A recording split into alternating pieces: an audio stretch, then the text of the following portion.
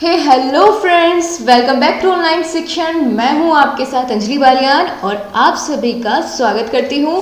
दोस्तों, आपका इंतजार खत्म हो चुका है। आपकी साइंस की महा मैराथन क्लास का पार्ट 1 हम कंप्लीट कर चुके हैं 2-3 दिन पहले, और आज हम पार्ट 2 में पूरा साइंस कंप्लीट कर देंगे। ठीक है, जितने भी बाकी बचा सिलेबस आपका था वो सब आपका आज की क्लास में पूरा कवर हो जाएगा।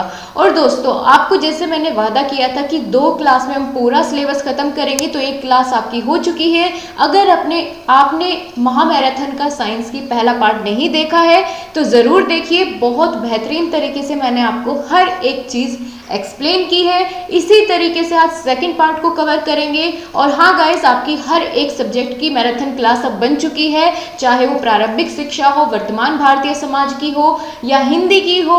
देन इंग्लिश की भी हम एक मैराथन ले चुके हैं, एक और लेंगे इंग्लिश की अभी। और बाकी अगर मैथ्स की बात करें, मैथ्स की मैराथन क्लास हो चुकी है। तो आपकी हर एक सब्जेक्ट की मैराथन क्लास फिनिश हो चुकी है।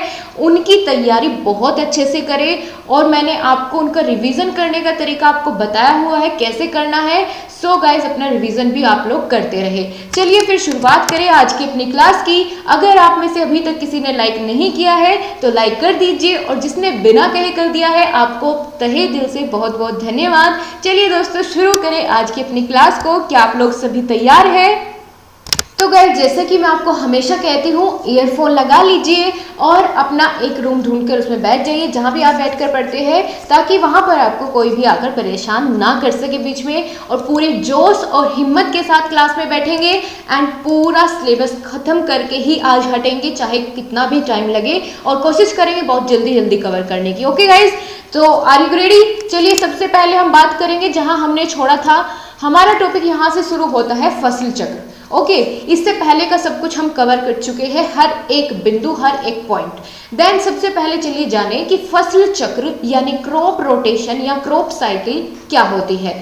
दोस्तों, किसी भी खेत में एक निश्चित समय में एक फसल के बाद दूसरी फसल बोने की जो क्रिया होती है, जिससे भूमि की उर्वरा शक्ति होती है वो नष्ट ना हो, उसी को हम फसल चक्र या क्रॉप रोटेशन या क्रॉप साइकिल कहते हैं। ठीक है, यानी आपसे ये कहा गया है कि एक ही फील्ड में जब हम बदल बदल कर फसलें उगाते हैं, जिससे कि जो मिट्टी की उर्वरा शक्ति होती है वो नष्ट ना हो और उसकी पैदावार उसी तरीके से बनी रहे, मिट्टी उपजाऊ रहे, ठीक है, अच्छी पैदावार हो, तो इसके लिए हम फसल चक्र को अपनाते हैं। तो आपको ये भी पता चल गया कि फसल चक्र क्या होता है और अपनाते क्यों हैं, ये भी आपको पता चल गया है। दोस्तों, अगर भारतीय फसल चक्र की बात करें, यहाँ पर भारत में जो कृषि वर्ष माना जाता है वो 1 जुलाई से 30 जून तक कृषि वर्ष माना जाता है। बाई चांस आपसे पेपर में पूछ लिया जाए तो आप बता पाएंगे, इसलिए हम हर एक पॉइंट को यहाँ पर कवर करते हुए चलेंगे। दोस्तों, आपसे कृषण पूछ लिया जाता है कि कृषण क्या होता है, तो मैं आपको बताना चाहूँगी कि कृषण होता है दोस्तों कि जब हम फसल को बोना शुरू करते हैं और उसकी कटाई तक का जो पूरा प्रोसेस होता है, उससे ही हम क्या कहते हैं, फसल कृषण कहते हैं। ठीक है, तो शुरुआत कहाँ से होती है उसकी दोस्तों? फसल का चयन करने से। ठीक है, कि कौन सी फसल बोनी है, देन उसके लिए फिर भूमि तैयार करनी होती है। भूमि तैयार करने के बाद फिर बीज देखेंगे कि कौन सा बीज सबसे बढ़िया रहेगा, फिर हम उस बीज को बो देते हैं। बोने के बाद सिंचाई करते हैं। सिंचाई करेंगे तो क्या होगी? फसल की वृद्धि होगी, और वृद्धि होने के बाद हमारी जो है मिट्टी भी उपजाऊ बनेगी और बहुत अच्छी फसल आएगी। देन फिर उसको उसके समय पर हम क्या करेंगे? कटाई करेंगे। तो इसी तरीके से प्रोसेस चलता रहता है। फिर हम अगले साल अगली फसल बोते हैं, उसके साथ भी यही प्रोसेस अपनाते हैं। तो ये पूरा प्रोसेस है एक फसल तैयार होने का। ठीक है, अब चलिए दोस्तों, फसल चक्रण के सिद्धांत कौन कौन से होते हैं उनके बारे में जान लेते हैं, क्योंकि ये पेपर में पूछ लिए जाते हैं कि फसल चक्रण के सिद्धांत बताइए, फसल चक्र के सिद्धांत बताइए। देन चलिए डिस्कस करें हम। दोस्तों, फसलों की अच्छी पैदावार लेने के लिए भूमि की उर्वरा शक्ति सुरक्षित बनाए रखने हेतु और अधिक आर्थिक लाभ कमाने के लिए हम कुछ बातों का ध्यान रखते हैं, कुछ सिद्धांत उन्हें हम बोल देते हैं, उन सिद्धांतों को हम अपनाते हैं। ठीक है, जब भी हम कृषि करते हैं तो वे कौन कौन से सिद्धांत हैं? जैसे अधिक खाद वाली फसलों के बाद जो कम खाद वाली फसलें होती हैं उनका उत्पादन किया जाना चाहिए। ठीक है, क्योंकि एक बार में यदि हम ज़्यादा खाद वाली फसलों का यूज़ करेंगे तो नेक्स्ट टाइम क्या करें, जिसमें कम खाद की ज़रूरत पड़ती है उस तरह की फसलों की उगाई वहाँ पर करें। और दूसरा सिद्धांत क्या है, अधिक पानी चाहने वाली फसलों के बाद जिन फसलों को कम पानी की आवश्यकता पड़ती है उनको बोए। ठीक है, उससे क्या होता है कि मिट्टी की जो उर्वरा क्षमता होती है और मिट्टी उपजाऊ बनी रहती है। तीसरा सिद्धांत है अधिक निराई गुड़ाई वाली फसलों के बाद जिनमें कम निराई गुड़ाई की आवश्यकता पड़ती है वो वाली फसल उगानी चाहिए। चौथा सिद्धांत है दलहनी फसलों के बाद अदलहनी फसलों को उगाना। And the fifth one is गहरी जड़ें वाली फसलें अगर हम उगाते हैं उसके बाद उथली जड़ वाली फसलों की बुआई करनी चाहिए।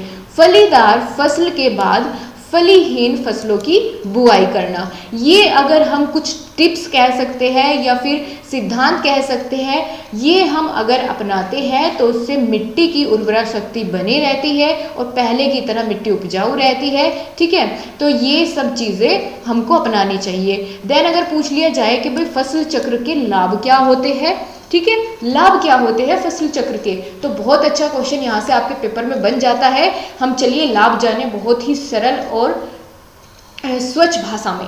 पहला है कि मृदा की उर्वरा शक्ति में वृद्धि होती है, जैसा कि हमने अभी जाना बिल्कुल। ठीक है, अगर हम इन सिद्धांतों का पालन करते हैं तो मृदा की उर्वरा शक्ति में वृद्धि होती है और पहले के जैसे ही वो बनी रहती है। दूसरा बिंदु क्या है, क्या लाभ है, और फसल चक्र का भूमि संरचना में सुधार होता है।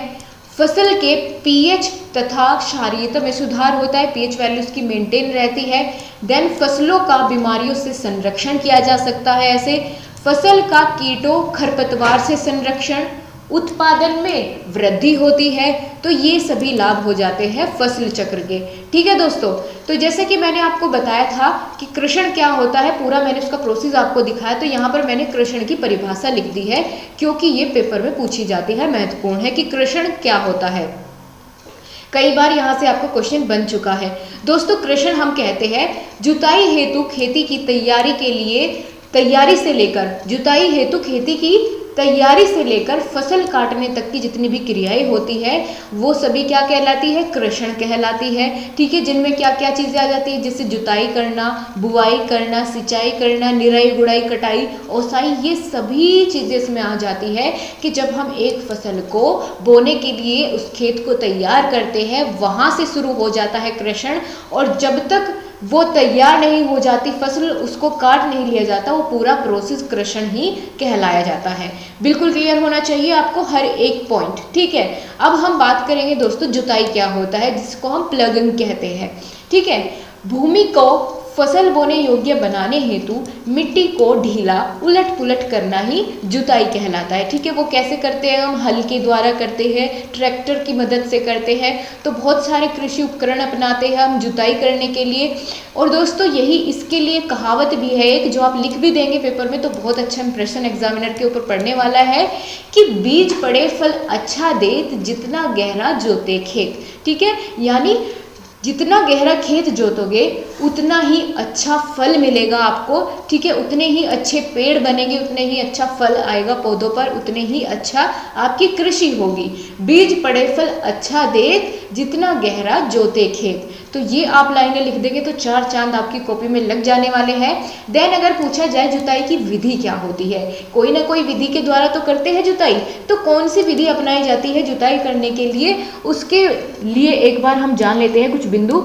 जैसे पहली बार खेत बाहर से भीतर की ओर जोते, जैसे एक फील्ड है, खेत है, ठीक है, तो पहली बार में क्या करना चाहिए कि बाहर से भीतर की ओर खेत की जुताई करनी चाहिए। इससे क्या होगा, मिट्टी जो सारी की सारी मिट्टी है वो अंदर की तरफ पलट जाएगी। फिर दूसरी बार में क्या करें, फिर अंदर से बाहर की तरफ खेत की जुताई करनी चाहिए, इससे मिट्टी बाहर की ओर पलट जाएगी। ठीक है, तो मिट्टी को उलटना पुलटना ही तो जुताई है, तो हम वही तो काम कर रहे हैं। एक बार अंदर की तरफ उलट दी मिट्टी और दूसरी बार किया बाहर की तरफ उल्टी मिट्टी।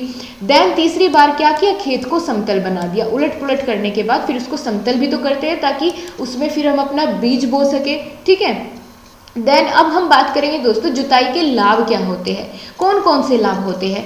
सबसे पहला मिट्टी भुरभुरी हो जाती है और उलट पुलट होने से बहुत अच्छी तरीके से मिश्रित हो जाती है। दूसरा नंबर क्या होगा कि खाद उर्वरक आसानी से एक समान मात्रा में पूरे खेत में मिल जाते हैं। तीसरा क्या है, भुरभुरी मिट्टी में क्या होता है, जड़ों की बहुत अच्छी वृद्धि होती है, जड़ें मिट्टी को बहुत अच्छी तरीके से पकड़ लेती है भुरभुरी मिट्टी में, ठीक है। और जुताई सूक्ष्म जीवों तथा केंचुओं के वृद्धि में भी सहायक होती है। और केंचुए दोस्तों बहुत ही ज़रूरी होती है खेती के लिए, क्योंकि ये बहुत ज़्यादा बेनिफिशियल होते हैं सभी खेती के लिए, ठीक है, केंचुए। और ये मरने के बाद भी ह्यूमस बन जाते हैं केंचुए।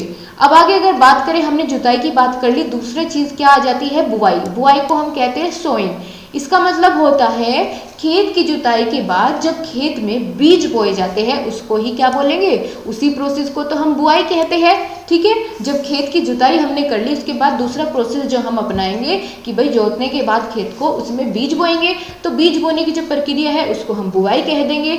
इसमें बुआई करते समय हमें कुछ चीज़ों का ध्यान रखना होगा, जैसे बीजों का चुनाव। कौन से बीज अच्छे होंगे खेती के लिए, तो बीज स्वस्थ होने चाहिए। जब हम बीजों का चुनाव करें तो कौन कौन सी बातों का ध्यान रखें, बीज सबसे पहली बात स्वस्थ होने चाहिए, क्योंकि स्वस्थ बीज होगा तो स्वस्थ पौधा उससे बनेगा। अगर बीज पहले ही सिकुड़ा हुआ या खराब है तो क्या उससे एक अच्छा और हेल्दी प्लांट उग सकेगा, बिल्कुल नहीं उगेगा। तो सबसे पहली बात, बीज स्वस्थ हो और मिलावट रहित हो, उसमें किसी प्रकार का रोग ना हो, ये चीज़ हमें बीजों का चुनाव करते समय देखनी होगी। दूसरी बात क्या है, पानी से भरे बर्तन में बीजों को डालने से क्या होते हैं, जो अच्छे बीज होते हैं वो तले में बैठ जाते हैं बाल्टी की या बर्तन की जिसमें भी हम उनको भिगोते हैं, और जो खराब बीज होते हैं वो ऊपर तैरने लगते हैं। इस तरीके से हम अच्छे और खराब बीजों को अलग अलग करके बीजों का चुनाव कर सकते हैं। ये एक तरीका मैंने आपको बताया, ठीक है। अब हम दोस्तों बताएंगे आपको बीज बोने की विधि कौन कौन सी होती है, ठीक है। आपसे पेपर में बहुत पूछी जाती है कि बुआई की विधियों के नाम बताइए, या हाथ से बुआई किस तरीके से की जाती है, छिटकवा विधि किसे कहते हैं। तो यहीं से वे क्वेश्चन बनते हैं, उन्हीं को हम डिस्कस करेंगे एक एक करके, ठीक है। हर एक चैप्टर आपका कवर होगा, हर टॉपिक कवर होगा, परेशान आपको बिल्कुल नहीं होना है। छिटकवा विधि की बात करें दोस्तों, जब खेत में नमी अच्छी हो और बीजों को खेत में छिटका कर हल चलाकर उसको उस पर फेंटा फेर दिया जाता है। फेंटा क्या होता है, जो उसको प्लेन समतल करने के लिए एक लकड़ी का होता है, ठीक है, लकड़ी का एक तख्ते के समान होता है, उसको बोलते हैं फेंटा। तो बीज डालने के बाद, बीज छिटकने के बाद क्या करते हैं, हल चलाकर उस पर फेंटा फेर देते हैं। इस विधि को तो कहेंगे हम, ये जो बीज बोने की विधि होती है इसको कहेंगे छिटकवा विधि। बिल्कुल सही बात, क्लियर हुआ ना। हाथ से बुआई कैसे करते हैं ये तो सभी जानते हैं। इस विधि में क्या होता है, एक व्यक्ति हल के कुंड के पीछे पीछे चलता रहता है और थोड़े थोड़े बीज उस खेत में डालता रहता है। इससे सारे खेत में बराबर बीज बो दिए जाते हैं, ठीक है, सारे खेत में इसी तरीके से बीज बो दिए जाते हैं। इसे हम कहेंगे हाथ से बुआई की विधि। तीसरे नंबर की विधि कौन सी आती है, नरई विधि, नरई द्वारा। इससे क्या होता है, जो देसी सीड ड्रिल होता है उसकी सहायता से बीज जो है वो भूमि में 5 से 8 सेंटीमीटर की गहराई तक गिराया जाता है, और साथ ही मिट्टी को भी यह जो मशीन होती है सीड ड्रिल, ये ढकती हुई चली जाती है मिट्टी को, ठीक है। उससे क्या होता है, साथ साथ में क्या हुआ, मिट्टी ने बीज को ढक भी दिया, प्लेन भी हो गया खेत और बुआई भी हो गई। अब सीड ड्रिल की अगर बात करें, ये क्या होता है, यह ट्रैक्टर की सहायता से मशीन चलाई जाती है जिसका नाम हम बता रहे हैं आपको सीड ड्रिल, ठीक है। ट्रैक्टर की सहायता से इसको चलाया जाता है। बीज रखने के लिए इसमें एक बॉक्स बना होता है, और इस बॉक्स में ट्यूब द्वारा एक एक करके उचित दूरी पर जो बीज होते हैं वो गिरते, अपने आप गिरते चले जाते हैं। उसमें किसी को अलग से कुछ भी करने की ज़रूरत नहीं पड़ती है, मशीन होती है एक, ठीक है, एक कृषि उपकरण है जिसके द्वारा बुआई की जाती है। अगला दोस्तों क्या स्टेप आता है, जब हमने देखिए पूरा प्रोसेस बनाते हुए चलिएगा माइंड में, हमने क्या किया, सबसे पहले खेत की जुताई करी। जुताई करने के बाद हमारी भूमि अच्छी हो गई, हमने उसमें बीज बो दिया। अब बीज बोने के बाद उसकी हम सिंचाई करेंगे, इरिगेशन बोलते हैं इस प्रोसेस को। सिंचाई में क्या होता है, सिंचाई किसे कहते हैं, सबसे पहले तो यही जानिए दोस्तों। जो कृत्रिम विधियों के द्वारा, कृत्रिम मतलब आर्टिफिशियल, ठीक है, आर्टिफिशियल होता है कृत्रिम का मतलब। कृत्रिम विधियों द्वारा जब हम फसलों की वृद्धि और उसकी उपज बढ़ाने के लिए जो वहाँ पर जल का प्रयोग करते हैं, ठीक है, जल का जो प्रयोग उसमें करते हैं उसे ही हम क्या कहते हैं, सिंचाई कहते हैं। और उद्देश्य क्या होता है सिंचाई करने का?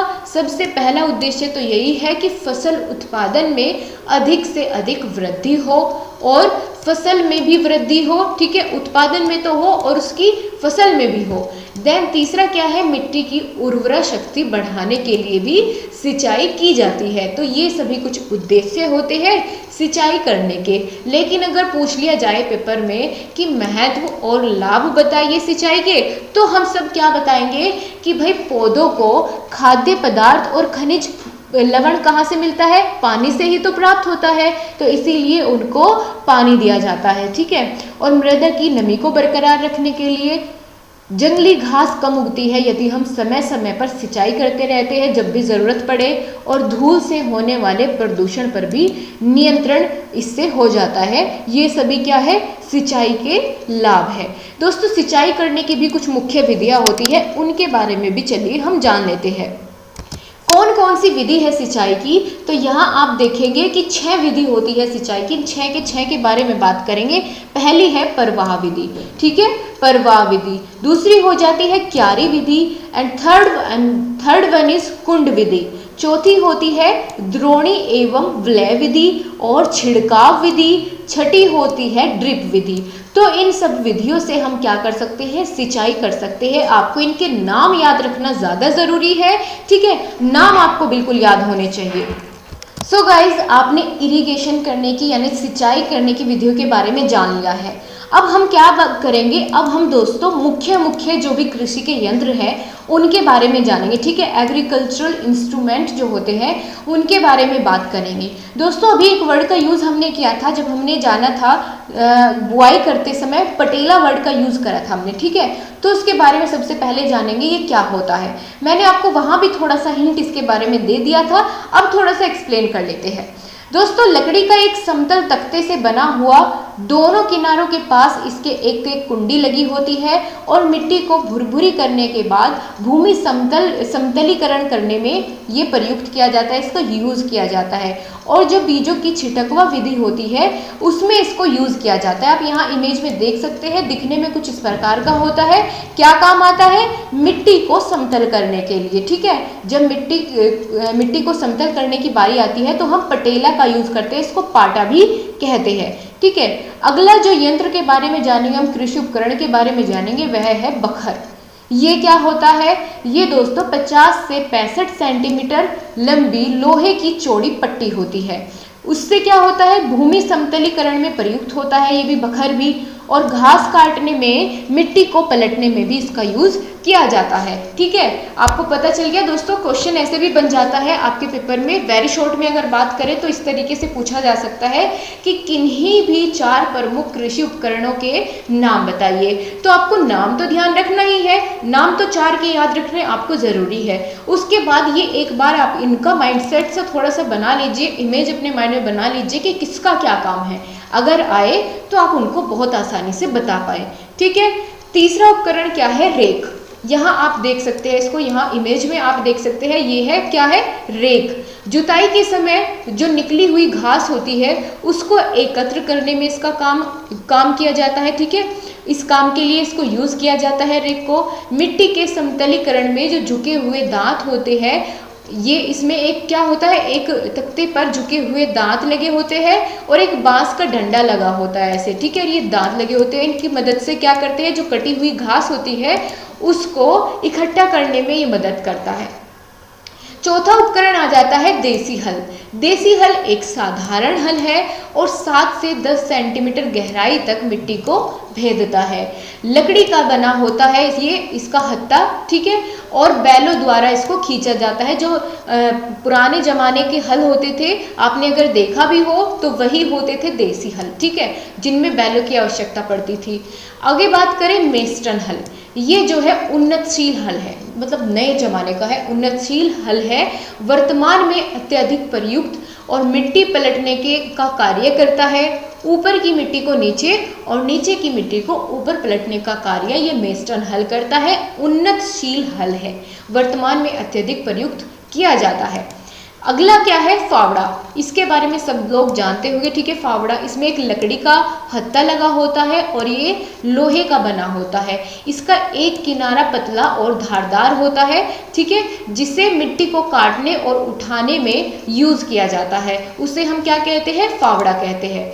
सातवां जो हमारा उपकरण होगा मिट्टी कृषि का, उसे हम क्या कहेंगे, ट्रैक्टर। ट्रैक्टर के बारे में हर कोई जानता है, आधुनिक डीजल चालित यंत्र है।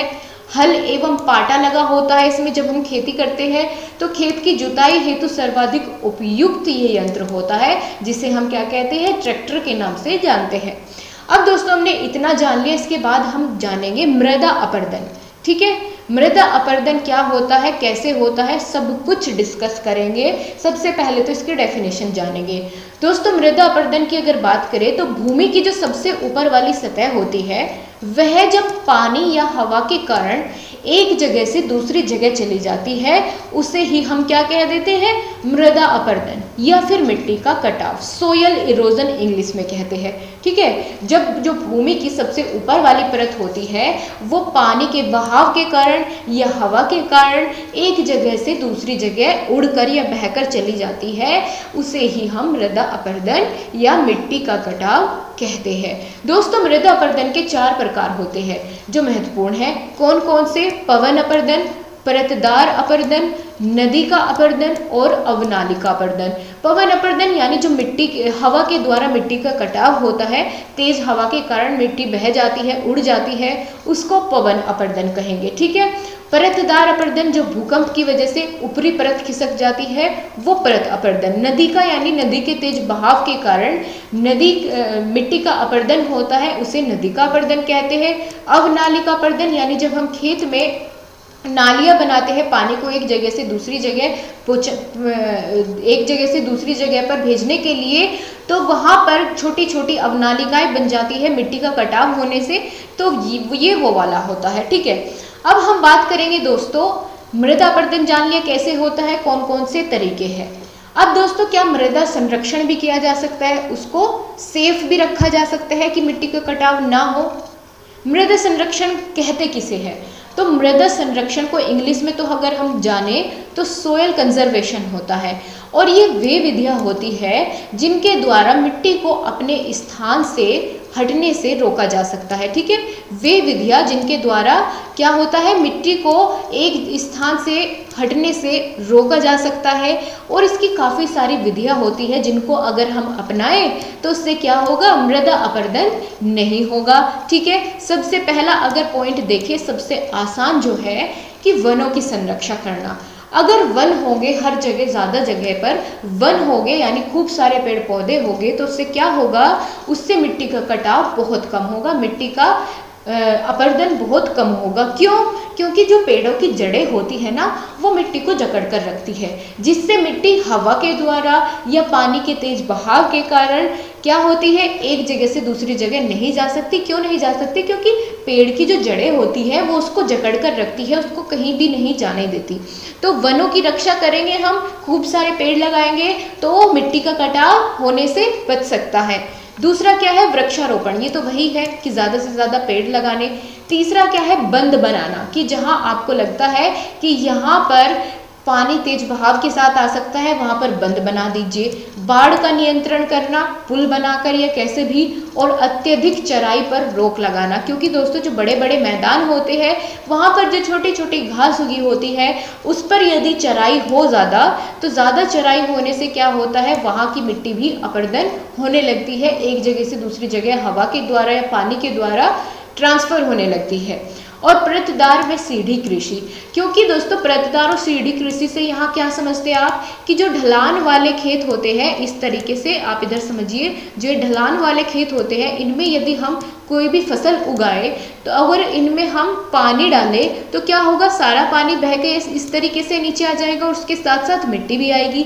लेकिन इस चीज़ को रोकने के लिए क्या किया जा सकता है कि सीढ़ीदार कृषि या पट्टीदार कृषि को अपनाया जा सकता है। इस तरीके से हम सीढ़ियों के जैसी एक संरचना बना सकते हैं उस खेत की, जिससे यदि मिट्टी थोड़ी बहुत कटाव भी हो मिट्टी का तो वो दूसरी सीढ़ी पर या दूसरी परत पर उसका रुक जाए, मिट्टी का कटाव बहुत कम से कम हो।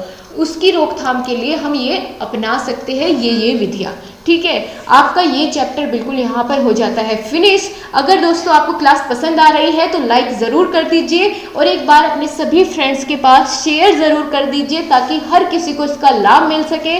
और राइट गाइस, चलिए अगले चैप्टर की शुरुआत करेंगे। अगला जो चैप्टर आएगा उसका नाम है कार्य एवं ऊर्जा। ठीक है, कार्य एवं ऊर्जा। तो सबसे पहले इसमें हम दोस्तों कुछ मुख्य बिंदु जानने वाले हैं, जैसे बल। बल क्या होता है, ठीक है, यानी फोर्स, जिसको हम डिनोट करते हैं एफ से। ठीक है, कैपिटल एफ से। फोर्स किसे कहते हैं कि धकेल अथवा खिंचाव को बल कहते हैं। किसी भी वस्तु को धकेलना या उसको खींचना, उसे क्या कहते हैं, उसमें जो प्रयुक्त ऊर्जा होती है उसको ही हम बल कहते हैं। बल किसी वस्तु की स्थिति एवं अवस्था में परिवर्तन कर सकती है। कुछ बिंदु के थ्रू हम इसको समझेंगे दोस्तों। ऐसे की तरह आपको ना तो एग्जाम में लिखना है और ना ही यहाँ पे मैं आपको बताऊंगी। हर चीज़ें हम पॉइंट्स के थ्रू समझेंगे ताकि आसानी से समझ में आए। ठीक है, फिर और क्या लिख सकते हैं हम बल में, किसी वस्तु पर लगाया गया बल उस वस्तु के द्रव्यमान, जिसको हम इंग्लिश में मास कहते हैं और एम से डिनोट करते हैं, तथा उसमें उत्पन्न त्वरण यानी एक्सिलरेशन के गुणनफल के बराबर होता है। कि अगर आपसे फॉर्मूला पूछ लिया जाए कि भाई फोर्स इज इक्वल टू क्या होता है, मास इनटू एक्सिलरेशन। मास मतलब द्रव्यमान और एक्सिलरेशन क्या होती है, त्वरण। ठीक है, द्रव्यमान और त्वरण के गुणनफल के बराबर होता है किसी भी वस्तु पर लगाया गया बल। ये यहाँ पर मैं आपको समझाना चाहती हूँ। और यहाँ पर दोस्तों मैंने आपको भी बताया कि m किसे डिनोट करता है, m डिनोट करता है मास को, a एक्सिलरेशन को और f फोर्स को। ठीक है, अब दोस्तों एक चीज़ यहाँ पर साथ साथ हम जानते हुए चलेंगे, जो पेपर में एमसीक्यू में आपसे ज़्यादातर पूछी जाती है कि जो बल होती है वो कैसे आपसे पूछा जा सकता है कि बल कौन सी राशि है, अदिश है या सदिश राशि है। सदिश राशि वो होती है जिनमें कोई एक निश्चित दिशा हो, लेकिन अदिश राशि वो होती है जिनमें कोई भी निश्चित दिशा ना हो। तो फोर्स क्या है, बल क्या है, एक सदिश राशि है। ठीक है, उसमें दिशा होती है। लेकिन अगर बात करें द्रव्यमान की यानी मास की, तो ये एक अदिश राशि होती है जिसकी कोई दिशा नहीं होती है। और एक्सिलरेशन की बात करें यानी त्वरण, तो इसके वेग में परिवर्तन होता रहता है, उसको ही हम त्वरण कहते हैं। ठीक है, ये कैसी राशि है, ये एक सदिश राशि है। और दोस्तों एक चीज़ और यहाँ पर साथ के साथ आप क्लियर करिए कि जो मास का मात्रक होता है वो क्या होता है, किलोग्राम होता है, और एक्सिलरेशन का मात्रक क्या होता है, मीटर पर सेकंड स्क्वायर होता है। ठीक है, ये भी हमने साथ साथ यहीं पर जान लिए हैं। एक न्यूटन में कितने किलोग्राम अगर पूछे जा सकते हैं आपसे तो कितने बताएंगे आप, 1 newton equal to 1 kilogram metre per second square. और 1 न्यूटन में कितने डाइन होते हैं, तो 10 रेज़ टू पावर 5 डाइन होते हैं। ठीक है, 10 रेज़ टू पावर 5 डाइन होते हैं 1 न्यूटन में। ऑलराइट गाइस, और अगर बात करें कि फोर्स का एसआई मात्रक क्या होता है या एमकेएस पद्धति में अगर पूछ लिया जाए तो न्यूटन होता है, ये भी आपको पता चल गया। और आपसे अगर दोस्तों पूछा जाए 1 न्यूटन बल की परिभाषा बताए तो आप क्या बताएंगे, ये पूछ लिया जाता है कई बार। तो 1 न्यूटन बल वह बल होता है जो किसी 1 किलोग्राम द्रव्यमान की वस्तु में 1 मीटर पर सेकंड स्क्वायर का त्वरण यानी एक्सिलरेशन उत्पन्न करने के लिए आवश्यक होता है, उसे ही हम क्या कहेंगे, 1 न्यूटन बल कहेंगे। ठीक है, अब दोस्तों यहाँ पर हमने बल के बारे में बिल्कुल सब कुछ जान लिया है। अब बारी आती है कार्य की।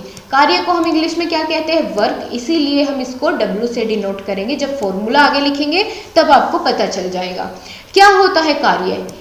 किया गया कार्य बल तथा बल की दिशा में उत्पन्न जो विस्थापन हुआ है उसके गुणनफल के बराबर होता है। कार्य किसके बराबर होता है, कार्य जो है वो बराबर होता है विस्थापन के, और गुणनफल विस्थापन और बल के गुणनफल के बराबर होता है कार्य। ठीक है, कार्य क्या होता है, बल और विस्थापन के गुणनफल के बराबर होता है। आप यहाँ पर देख सकते हैं। यहाँ पर दोस्तों अगर बात करें विस्थापन कैसी राशि है तो ये एक सदिश राशि होती है। ठीक है, यहाँ पर मैंने आपको बताया गया है कि जो विस्थापन होता है वो एक सदिश राशि होती है। ठीक है, तो कार्य का फॉर्मूला क्या होगा, work is equal to F into S होगा। ठीक है, और दोस्तों यहाँ पर जो मैं आपको बता रही हूँ कि SI यूनिट कितनी होगी, MKS कितनी होगी, तो SI की यदि आपसे फुल फॉर्म पूछ ली जाती है MCQ में कि भाई ये बताइए SI का प्रयोग तो आप कर रहे हैं, आपको पता होना चाहिए उसकी फुल फॉर्म क्या है। तो SI का मतलब होता है दोस्तों सिस्टम इंटरनेशनल, और MKS जो पद्धति होती है मापन की, उसकी क्या फुल फॉर्म है, M से मीटर, K से किलोग्राम और S से क्या होती है, सेकंड। तो ये यहाँ पर मैंने नोट कर दी है, आपको याद रहे ताकि। ठीक है, तो मैंने आपको बता दिया है कि जो कार्य की SI यूनिट होती है वो क्या होती है, जूल होती है। पूछा जाता है आपसे 1 जूल कितने न्यूटन मीटर के बराबर होता है, तो 1 जूल 1 न्यूटन मीटर के बराबर होता है। और अर्घ कितने होते हैं, 1 जूल में 10 की पावर 7 अर्घ होते हैं। 1 जूल की परिभाषा बताइए। 1 जूल की क्या परिभाषा होती है, यदि किसी वस्तु पर 1 न्यूटन बल लगाने पर वस्तु का बल की दिशा में विस्थापन हो जाए 1 मीटर, तो किया गया कार्य कितना होगा, 1 जूल होगा। तो आपको पता चल गया कि 1 जूल किसे कहते हैं, क्या परिभाषा इसकी हम देंगे वो आपको मैंने यहाँ पर एक्सप्लेन कर दी है। अब दोस्तों बात आती है शक्ति की। कार्य और बल के बारे में हमने बात कर ली है, अब हम बात करेंगे शक्ति यानी पावर। क्या होती है शक्ति, कार्य करने की क्षमता को ही हम शक्ति कहते हैं। फॉर्मूला क्या होगा, P is equal to F into V।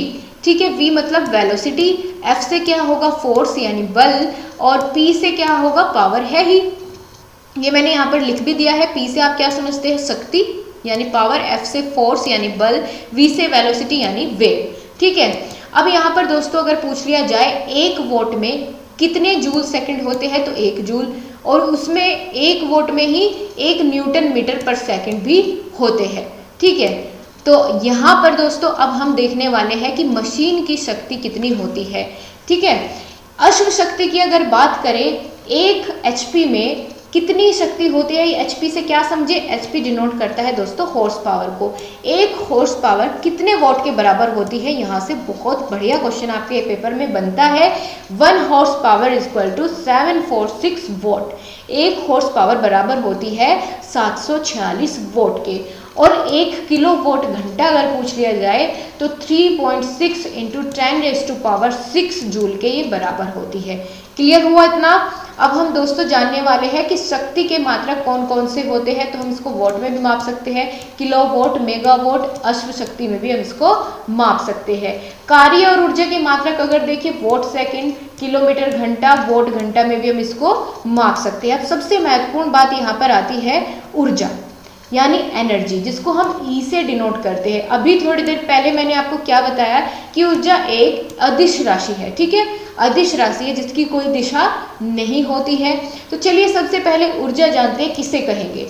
किसी वस्तु के कार्य करने की जो क्षमता होती है उसे हम क्या कहेंगे, उसे हम ऊर्जा कहेंगे। ठीक है, जो कार्य करने की क्षमता होती है उसी को ऊर्जा कहते हैं। प्रत्येक कार्य को करने वाली वस्तु में कुछ न कुछ ऊर्जा की आवश्यकता जरूर पड़ती है, और ऊर्जा का मात्रक क्या होता है, जूल होता है। ये भी आपको ध्यान रखना है, पूछा जाता है ऊर्जा का मात्रक क्या होता है, तो जूल होता है, जिसको हम जे से डिनोट करते हैं। दोस्तों एक महत्वपूर्ण बात यहाँ पर जो निकल कर आती है वो ये है कि आइंस्टाइन की जो समीकरण दिया, आइंस्टाइन ने एक इक्वेशन दी थी, वो कौन सी है। ठीक है, उसको हम द्रव्यमान ऊर्जा समीकरण के नाम से जानते हैं। तो क्या थी वो इक्वेशन, वो इक्वेशन थी दोस्तों जो आइंस्टाइन के द्वारा दी गई, बहुत फेमस हुई, E इक्वल टू mc²। ठीक है, E equal to mc²। E से क्या डिनोट करेगा, एनर्जी, M से डिनोट करेगा मास, और C से प्रकाश की चाल। ठीक है, प्रकाश की चाल कितनी होती है, 3 इंटू 10⁸ मीटर पर सेकंड होती है। तो ऊर्जा के बारे में आपने सब चीज़ जान ली, ऊर्जा किसे कहते हैं और ऊर्जा किस लिए आवश्यक होती है, ऊर्जा की SI यूनिट क्या होती है, और ऊर्जा का समीकरण क्या था जो आइंस्टाइन ने दिया था। आपको ध्यान रखना है इक्वल टू mc², फॉर्मूला किसने दिया, आइंस्टाइन ने दिया था। अब दोस्तों हम देखने वाले हैं ऊर्जा के कौन कौन से रूप होते हैं। ठीक है, तो दोस्तों ऊर्जा के मुख्य रूप से जो रूप होते हैं उनकी अगर बात करें कौन कौन से आएंगे, सबसे पहले होती है यांत्रिक ऊर्जा यानी मैकेनिकल एनर्जी। मैकेनिकल एनर्जी को क्या कौन सी होती है मैकेनिकल एनर्जी, उसके बारे में जानने से पहले आपको मैं बताना चाहूँगी कि यांत्रिक ऊर्जा को हम दो भागों में विभाजित कर सकते हैं। पहली गतिज ऊर्जा और दूसरी होती है स्थिज ऊर्जा। ठीक है, गतिज ऊर्जा और स्थिज ऊर्जा। अब चलिए जाने यांत्रिक ऊर्जा कौन सी होती है। किसी वस्तु में केवल यांत्रिक कारणों से कार्य करने की जो क्षमता उत्पन्न होती है, ठीक है, यांत्रिक कारणों से उत्पन्न होने वाली जो क्षमता होती है उसे हम यांत्रिक ऊर्जा कहते हैं। ठीक है, वही यांत्रिक ऊर्जा कहलाती है। उपयोग कहाँ कहाँ होता है इसका, कहाँ कहाँ उपयोग करते हैं हम यांत्रिक ऊर्जा का, तो किसी वस्तु को कार्यशील या गतिशील व स्थिर करने में, चलने उठने बैठने में, मानव की स्थिज व गतिज दोनों वाहन में, ठीक है, वाहनों में, वायुयान में, क्रेन आदि चलाने में हम किसका प्रयोग करते हैं, तो यांत्रिक ऊर्जा का यानी मैकेनिकल एनर्जी का यूज करते हैं हम इन सभी कार्यों को करने के लिए। अब दोस्तों जैसे मैंने आपको यहाँ पर बताया कि यांत्रिक ऊर्जा दो भागों में विभाजित है, गतिज और स्थिज। अब चलिए जाने गतिज ऊर्जा क्या होती है। ठीक है, यहाँ से दोस्तों आपसे फॉर्मूला बन जाता है, पूछ लिया जाता है, तो वही जानने के लिए हम इसको भी जानेंगे। थोड़ा सा समय ज़्यादा लगेगा लेकिन चीज़ें क्लियर हो जाएगी। ओके, चलिए देखिए, गतिज ऊर्जा को हम क्या कहेंगे, काइनेटिक एनर्जी। क्या होती है ये, किसी वस्तु में गति के कारण जो कार्य करने की क्षमता उत्पन्न होती है, क्योंकि नाम ही गतिज ऊर्जा है तो गति वाली बात होगी कुछ ना कुछ, तो गति के कारण जो कार्य करने की क्षमता उत्पन्न होती है उसे ही हम क्या कहते हैं, गतिज ऊर्जा कहते हैं। यदि m यानी द्रव्यमान की वस्तु v यानी वेग से चल रही है, m द्रव्यमान की वस्तु v वेग से चल रही हो, तो इसका फॉर्मूला क्या बन जाएगा काइनेटिक एनर्जी का, तो kinetic energy is equal to half mv²। ठीक है, ऊर्जा का मात्रक क्या होता है, जूल होता है। ये मैंने आपको अभी थोड़ी देर पहले बताया था। क्लियर हो गया इतनी सभी चीजें। ठीक है, तो यहाँ पर दोस्तों अब दूसरा पॉइंट इसका क्या था, स्थिज ऊर्जा। स्थिज ऊर्जा क्या होती है, इंग्लिश में इसको हम बोलते हैं पोटेंशियल एनर्जी। वह ऊर्जा जो वस्तु की स्थिति के कारण उसमें निहित हो, ठीक है, वस्तु की स्थिति के कारण उसमें निहित हो, उसे क्या कहेंगे, स्थिज ऊर्जा। नाम से ही क्लियर है, भूलना बिल्कुल नहीं है। यदि m द्रव्यमान की वस्तु h ऊंचाई पर रखी हो तो उस पर जो गुरुत्वीय स्थिज ऊर्जा लगती है उसको हम कैसे डिनोट करेंगे, उसको डिनोट करेंगे दोस्तों m into G into H से। ठीक है, g से क्या डिनोट करेगा, गुरुत्वीय जो उसका त्वरण होता है उससे डिनोट किया जाएगा। ठीक है, तो इसका फॉर्मूला क्या हो जाएगा, u is equal to m into G into H. m से क्या डिनोट करेगा, मास, g से ग्रेविटेशनल फोर्स और h से हाइट। ठीक है, अब आपको क्लियर हो गया इनका सभी का मतलब क्या होता है। तो अब हम दोस्तों आगे बढ़ेंगे और बात करेंगे, अगला जो टाइप आता है ऊर्जा का वह है रासायनिक ऊर्जा। रासायनिक ऊर्जा को हम इंग्लिश में क्या कहेंगे, केमिकल एनर्जी के नाम से जानते हैं। रासायनिक पदार्थों में जो ऊर्जा संचित होती है उसे ही हम रासायनिक ऊर्जा कहते हैं। फॉर एग्जाम्पल पेट्रोल, डीजल, ईंधन, कोयला, इन सभी में कैसी एनर्जी होती है, केमिकल एनर्जी होती है।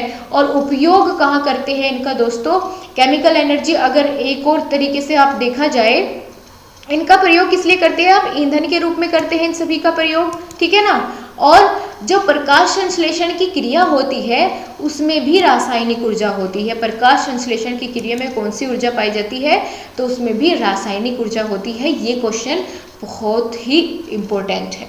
ठीक है, अगली जो ऊर्जा आती है, अगला टाइप ऊर्जा का आता है वह कौन सी है, ध्वनि ऊर्जा यानी साउंड एनर्जी। क्या होती है ध्वनि ऊर्जा, ध्वनि भी ऊर्जा का एक रूप है जिसे हम कानों के द्वारा सुनते हैं। उपयोग क्या होता है, डीजे बजाने में, ध्वनि यंत्र को बजाने व सुनने में, और चिकित्सा में भी हम इसका यूज करते हैं ध्वनि ऊर्जा का।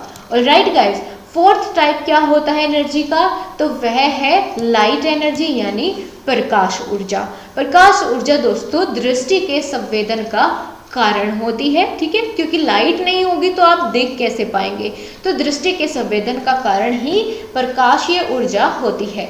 स्रोत क्या क्या होते हैं प्रकाश के, तो वह होते हैं बल्ब, मोमबत्ती, सूर्य, लैंप आदि।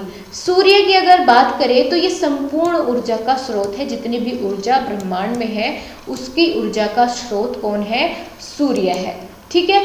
और उपयोग कहाँ होता है इसका, एनर्जी का, लाइट एनर्जी का, तो विद्युत के उत्पादन में होता है। सूर्य से जो प्राप्त होता है प्रकाश, उसको सोलर पैनल के द्वारा हम सौर प्रकाश को या प्रकाशीय ऊर्जा को विद्युत ऊर्जा में कन्वर्ट कर देते हैं, ठीक है, विद्युत ऊर्जा में बदला जाता है। सोलर पैनल के द्वारा सौर्य ऊर्जा को या प्रकाश ऊर्जा को विद्युत ऊर्जा में बदला जाता है। अगला जो टाइप आता है एनर्जी का वह है विद्युत ऊर्जा यानी इलेक्ट्रिकल एनर्जी। इलेक्ट्रिकल एनर्जी क्या होता है, किसी निश्चित समय में विद्युत धारा द्वारा किए गए कार्य की जो मात्रा होती है उसे ही हम विद्युत ऊर्जा कहते हैं। एक बार और सभी बहुत ध्यान से सुनेंगे, किसी निश्चित समय में विद्युत धारा द्वारा किए गए कार्य की मात्रा विद्युत ऊर्जा कहलाती है। उपयोग कहाँ कहाँ होगा, विद्युत मशीनों को चलाने में होगा और मोटर गाड़ी को चलाने में किसका प्रयोग होगा, विद्युत ऊर्जा का प्रयोग करते हैं। बहुत से मोटर वाहन अब विद्युत ऊर्जा के कारण ही चलते हैं। छठा टाइप क्या होगा ऊर्जा का, तो वह होगा आवेशीय ऊर्जा यानी मैग्नेटिक एनर्जी। ये कौन सी होती है, इसका उपयोग दोस्तों वस्तुओं को आवेशित या आकर्षित करने में होता है। जैसे यह लोहे को सरलता से अपनी ओर खींचता है, चुंबक जिसे आप बोलते हैं, ठीक है, ये वही वाली ऊर्जा की यहाँ पर बात हो रही है।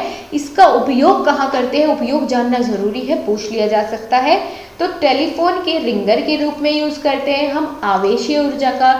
स्पीकर, हेडफोन, मोटर आदि में भी हम प्रयोग करते हैं। दोस्तों अगर आपने कभी देखा भी हो कि अगर कोई घर में स्पीकर खराब हो जाए, आप उसको अंदर से उसके पुर्जे निकाल कर देखने लगे तो आपको उसके अंदर एक मैग्नेट मिलेगी, ठीक है। वो क्यों मिलती है, वो इसीलिए क्योंकि उसमें आवेशीय ऊर्जा को उत्पन्न करने के लिए उसका यूज किया जाता है। अगर आपने कभी ये काम करके देखा होगा तो आपने जरूर ये नोटिस किया होगा कि उनके अंदर क्या मिलती है, एक मैग्नेट मिलती है। अगला जो टाइप होता है दोस्तों ऊर्जा का, एनर्जी का, वह होता है ऊष्मीय ऊर्जा, जिसको हम थर्मल एनर्जी के नाम से जानते हैं। जब किसी पिंड के भागों में आपेक्षीय परिवर्तन हो तो घर्षण के कारण क्या होती है, स्थिज और गतिज ऊर्जा कम हो जाती है और ऐसी स्थिति में ऊर्जा नष्ट न होकर क्या करती है, ऊष्मा ऊर्जा में बदल जाती है, ठीक है। यानी जब घर्षण उत्पन्न होता है और स्थिज और गतिज ऊर्जा कम पड़ जाती है तो वहाँ पर ऊर्जा तो नष्ट कभी नहीं हो सकती, तो आप सभी जानते हैं कि ऊर्जा को नष्ट नहीं कर सकते, केवल उसका रूप परिवर्तित किया जा सकता है, तो वो ऊष्मा में बदल जाती है। इसी को ही हम फिर थर्मल एनर्जी या ऊष्मीय ऊर्जा कह देते हैं। बिल्कुल सही समझ में आ रहा है, सभी लोग कमेंट के थ्रू मुझे रिप्लाई करेंगे, मुझे बताएंगे कि क्या आप सभी को हर एक चीज़, हर एक पॉइंट क्लियर है। चलिए फिर हम आगे बढ़ते हैं, ठीक है। बहुत अच्छी बात है अगर आप सभी को क्लियर हो रहा है, सभी लोग थम्स अप करते रहिए, ठीक है, लाइक करिए सभी लोग, बिल्कुल मत भूला कीजिए लाइक करना, उससे मुझे और मोटिवेशन मिलता है। मैं आपके लिए बहुत मेहनत करती हूँ इसी वजह से, क्योंकि आप लाइक करें तो मुझे बहुत अच्छा मिलता है, बहुत अच्छा लगता है, खुशी मिलती है अंदर से, एक पॉजिटिव एनर्जी आती है। अब हम आगे दोस्तों बात करेंगे जो ऊर्जा के बाकी बचे टाइप्स है, 3 और बच जाते हैं, उनके बारे में बात करें। परमाणु ऊर्जा, जिसको हम एटॉमिक एनर्जी कहते हैं।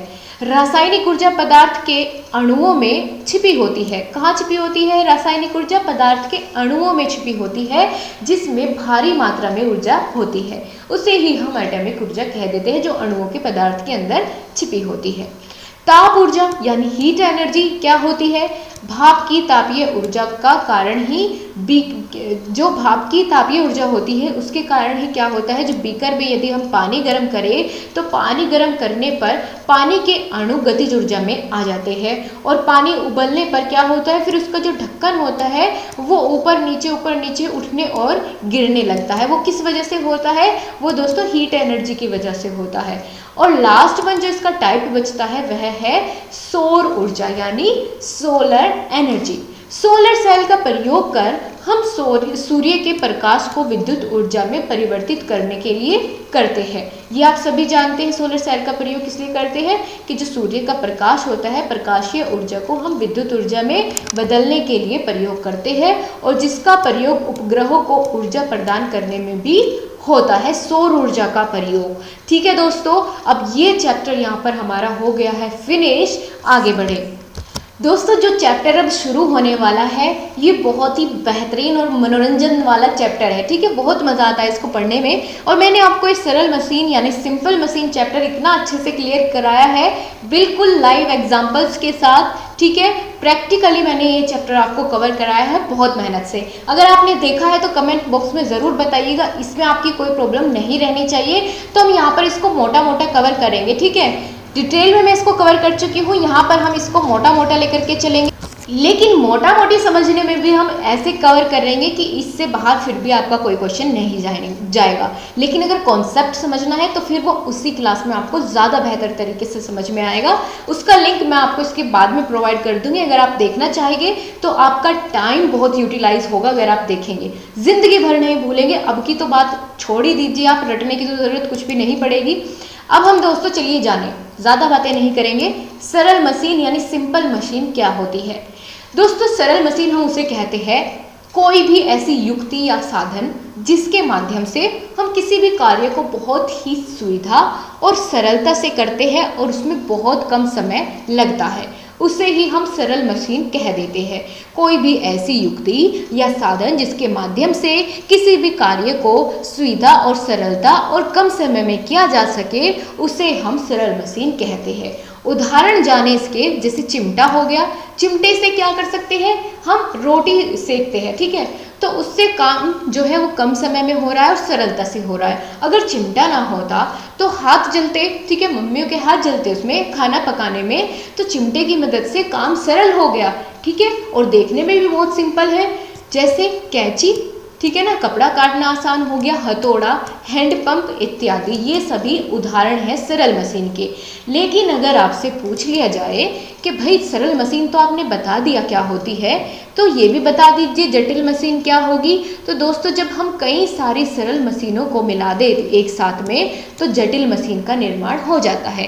कि यदि छोटी छोटी जैसे सरल मशीनें होती है, उनको एक साथ मिलाने पर जटिल मशीन का निर्माण हो जाता है। उदाहरण कि बहुत सारी सरल मशीनों को मिलाकर एक जटिल मशीन बनाई जाए, जैसे कार, उसमें बहुत सारी सिंपल मशीन्स होती है और उन सबको मिलाकर के एक जटिल मशीन बना दी जाती है, जैसे साइकिल, ट्रक, ट्रैक्टर। ठीक है, ये सभी कैसी है, जटिल मशीन है। आटा चाकी, तो ये सभी सरल मशीनों को मिला करके बनाई गई जटिल मशीनें होती है। बहुत सारी जब हम सरल मशीनें एक साथ मिला दें तो जटिल मशीन का निर्माण हो जाता है। दोस्तों, अब हम जानेंगे सरल मशीनों के कौन कौन से प्रकार होते हैं और कितने होते हैं। इस चैप्टर से आपके बहुत बेहतरीन क्वेश्चन बनते हैं और बहुत सिंपल भी होते हैं। जैसा कि सब्जेक्ट, इस टॉपिक का नाम है सिंपल मशीन, बहुत ही सिंपल क्वेश्चन बनेंगे, लेकिन आपको अटकाने वाले बनेंगे। बताऊंगी मैं आगे आगे कैसे कैसे कहाँ से क्वेश्चन बनता है। अभी आप इतना जानिए, सरल मशीनों के प्रकार अगर पूछ लिया जाए तो 5 प्रकार की होती है। पहला है उत्तोलक, जिसको हम इंग्लिश में लीवर कहते हैं, पेंच, झुका तल, घिरनी, पहिया और धुरी, ये 5 प्रकार होते हैं सरल मशीन के। एक बार और देखिए, फिर इनके बारे में थोड़ा डिटेल में जानेंगे। उत्तोलक, पेंच, झुकातल, घिरनी, पहिया और धुरी, ये 5 प्रकार की सरल मशीन होती है। ठीक है, सबसे पहले अगर जो इसका पहला प्रकार है उत्तोलक यानी लीवर, इसके बारे में जानेंगे क्या होता है उत्तोलक। ठीक है, यहाँ आप देखेंगे कि उत्तोलक एक सीधी या टेढ़ी छड़ होती है जो एक निश्चित बिंदु के चारों ओर सरलता से घूम सकती है, उसे ही हम क्या कहेंगे, उत्तोलक कहेंगे। ठीक है, उत्तोलक क्या होती है, एक टेढ़ी या सीधी छड़ होती है जिसकी सहायता से वो पूरे चारों तरफ उसके स्वतंत्रता पूर्वक घूम सके, उसे ही हम क्या कहेंगे, उत्तोलक कहेंगे। अब दोस्तों, उत्तोलक भी 3 प्रकार का होता है। कौन कौन से, उनके नाम सुन लीजिए आप, अभी आपको दिखेगा नहीं कहाँ लिखा है, मैं आपको बता देती हूँ। उत्तोलक के 3 प्रकार होते हैं। प्रथम प्रकार का उत्तोलक, द्वितीय प्रकार का उत्तोलक और तृतीय प्रकार का उत्तोलक। क्या इनमें डिफरेंस होगा, और यहीं से इस चैप्टर के सबसे ज़्यादा और सबसे घुमावदार क्वेश्चन जो बनते हैं वो इस टॉपिक से बनेंगे, जहां मैं आपको अब समझा रही हूँ। ठीक है, यहीं से सारे क्वेश्चन ज़्यादातर आपको देखने को मिलेंगे, तो पूरा फोकस अपना क्लास में रखिएगा। अब दोस्तों मैं आपको एक चीज़ बताना चाहूँगी कि जैसे कोई भी यदि उत्तोलक होता है, ठीक है, उत्तोलक के आपने प्रकार देख लिए, लेकिन उत्तोलक के कुछ पार्ट्स होते हैं जो मतलब उसके हिस्से होते हैं। प्रकार से अलग बात कर रही हूँ मैं। उत्तोलक के 3 ही हिस्से होते हैं। एक उत्तोलक में आलम्ब भी होता है, आयास होता है और भार होता है। अभी बात करेंगे क्या होता है। आलम्ब दोस्तों इंग्लिश में इसको हम फलक्रम के नाम से जानते हैं। आयास को एफर्ट्स, यानी जो हमारा प्रयास उसमें लगेगा उसे एफर्ट्स बोलते हैं, और भार को कहते हैं वेट। ठीक है, अब जब इन तीनों की स्थिति बदले कि फलक्रम की जगह पर एफर्ट आ जाए और वेट की जगह पर फलक्रम आ जाए, इस तरीके से यदि इन तीनों की स्थिति में कुछ भी बदलाव होता है तो उत्तोलक के प्रकार का निर्माण हो जाता है। जैसा कि प्रथम प्रकार के उत्तोलक हो गए तो उसमें ये चीज़ बीच में आएगी, ये पहले आएगी, ये बाद में आएगी, इस तरीके से होता है। द्वितीय प्रकार के उत्तोलक कैसे बनेंगे कि ये बीच में चली जाएगी, ये पहले आ जाएगी, इस तरीके से इनको आगे पीछे कर रहे हैं, तो उत्तोलक के 3 प्रकार बन जाते हैं। चलिए जाने कैसे समझेंगे इसको। सबसे पहले हम बात करेंगे प्रथम प्रकार के उत्तोलक के बारे में। क्या होता है, वे उत्तोलक जिनमें आयास यानी बल, ठीक है, बल और भार के मध्य में आलम्ब होता है। एक तरफ तो आयास होता है और दूसरी तरफ भार होता है, और बीच में क्या होता है, आलम्ब होता है। ये पहचान है प्रथम प्रकार के उत्तोलक की। अभी मैं आपको इमेज के थ्रू इसको क्लियर करूंगी। अभी आप इतना समझिए, आयास का मतलब जहां ये मैंने हाथ से डिनोट किया है तो आप समझ लीजिए यहाँ आपके हाथ का काम होने वाला है। ठीक है, और बीच में क्या है, आलम्ब है जिसको फलक्रम बोलते हैं, और तीसरी तरफ भार क्या है, यानी जहाँ से वो काम कर रही है मशीन, वो बोलते हैं उसको भार। ठीक है, अब जैसे इसके उदाहरण आप पहले एक बार समझ लीजिए, जैसे कैंची हो गया, हैंडपंप हो गया, हथौड़ी हो गया, सीसा, झूला, प्लास आदि।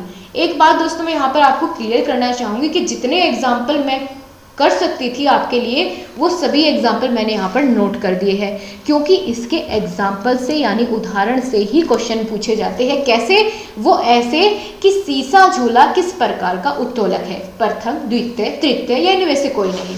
तो इस तरीके से क्वेश्चन पूछा जाता है। आपको हर एक चीज़ बहुत ही क्लियर वे में समझाई जाएगी। अभी आप इन 4-5 उदाहरण को एक बार अपने माइंड में सेट करिए। कैंची, हैंडपंप, हथौड़ा, सीसा, झूला, प्लास आदि ये प्रथम प्रकार के उत्तोलक होते हैं।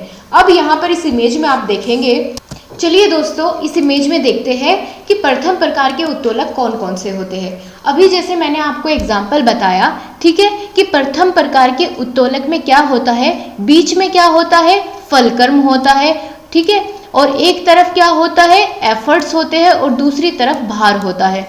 ठीक है, फलक्रम, आयास और भार, ये 3 चीज़ें मैंने आपको बताई। तो यहाँ पर अब हम जानेंगे कि किस तरीके से हम पहचान करें कि कौन से प्रथम प्रकार के उत्तोलक है, कौन से द्वितीय प्रकार के और कौन से तृतीय प्रकार के।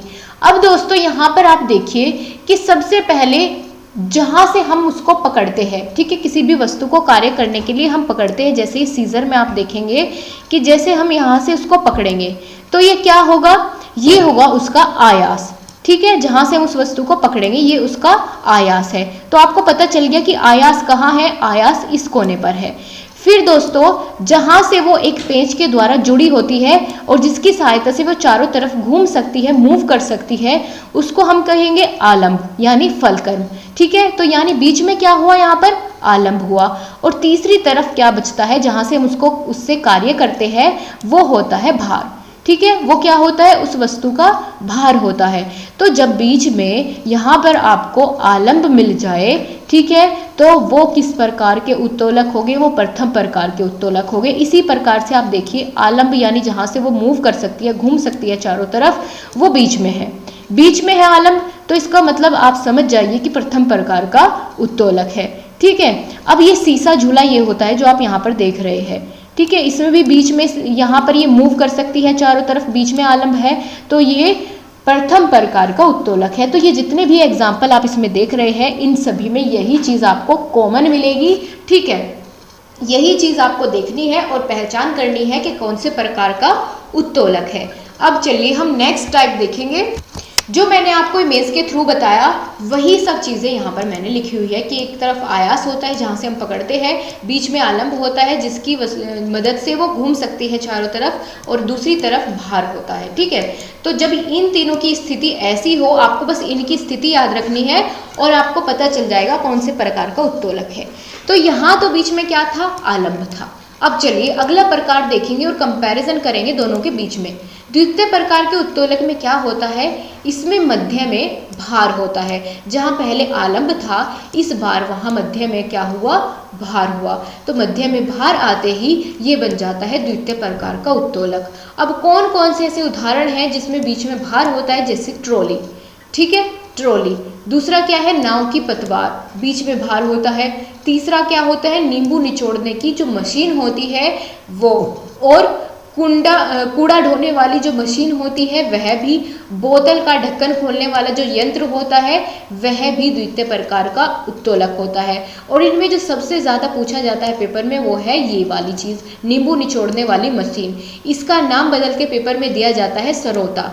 ठीक है, तो इस वजह से आपको ये ध्यान रखनी है। मैंने आपको बदला हुआ नाम भी इसका बता दिया है, आप पहचान कर पाएंगे तो बहुत अच्छी बात है। चलिए इमेज के थ्रू मैं आपको अब इसको दिखाती हूँ। तो यहाँ देखिए फ्रेंड्स, इस इमेज में मैंने आपको क्या क्या इसके एग्जाम्पल बताए कि कूड़ा ढोने वाली जो मशीन होती है वो इसमें होती है। इसमें आप देख रहे हैं कि बीच में भार है ना, बीच में जो भी काम हो रहा है वो बीच में है। ठीक है, सारा का सारा भार बीच में है।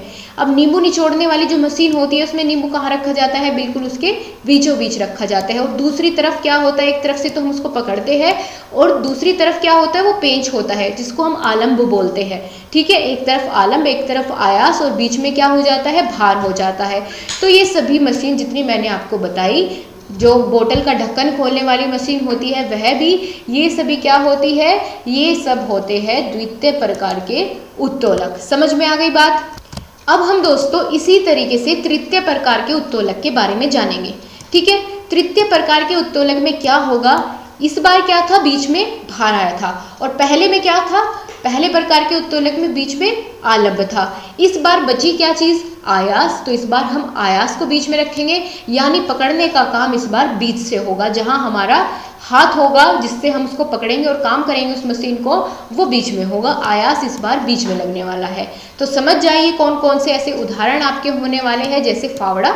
ठीक है, फावड़े का प्रयोग करते हैं तो हम उसको बीच से पकड़ते हैं। चिमटा, ठीक है, चिमटे का प्रयोग बीच से पकड़ करके करते हैं। चाकू हो गया, झाड़ू, सीढ़ी, ये सभी उदाहरण होते हैं तृतीय प्रकार के उत्तोलक के।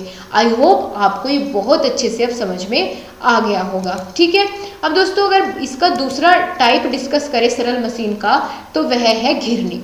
कुएं से पानी निकालना, क्रेन से बोझ उठाना, ये सभी किसकी हेल्प से किए जा सकते हैं, घिरनी की हेल्प से किए जा सकते हैं। क्योंकि घिरनी रस्सी को या फिर वस्तु को उस पर स्वतंत्र रूप से घूमने पर सहायता करती है और काम को बहुत ही सुविधापूर्वक और सरल बना देती है।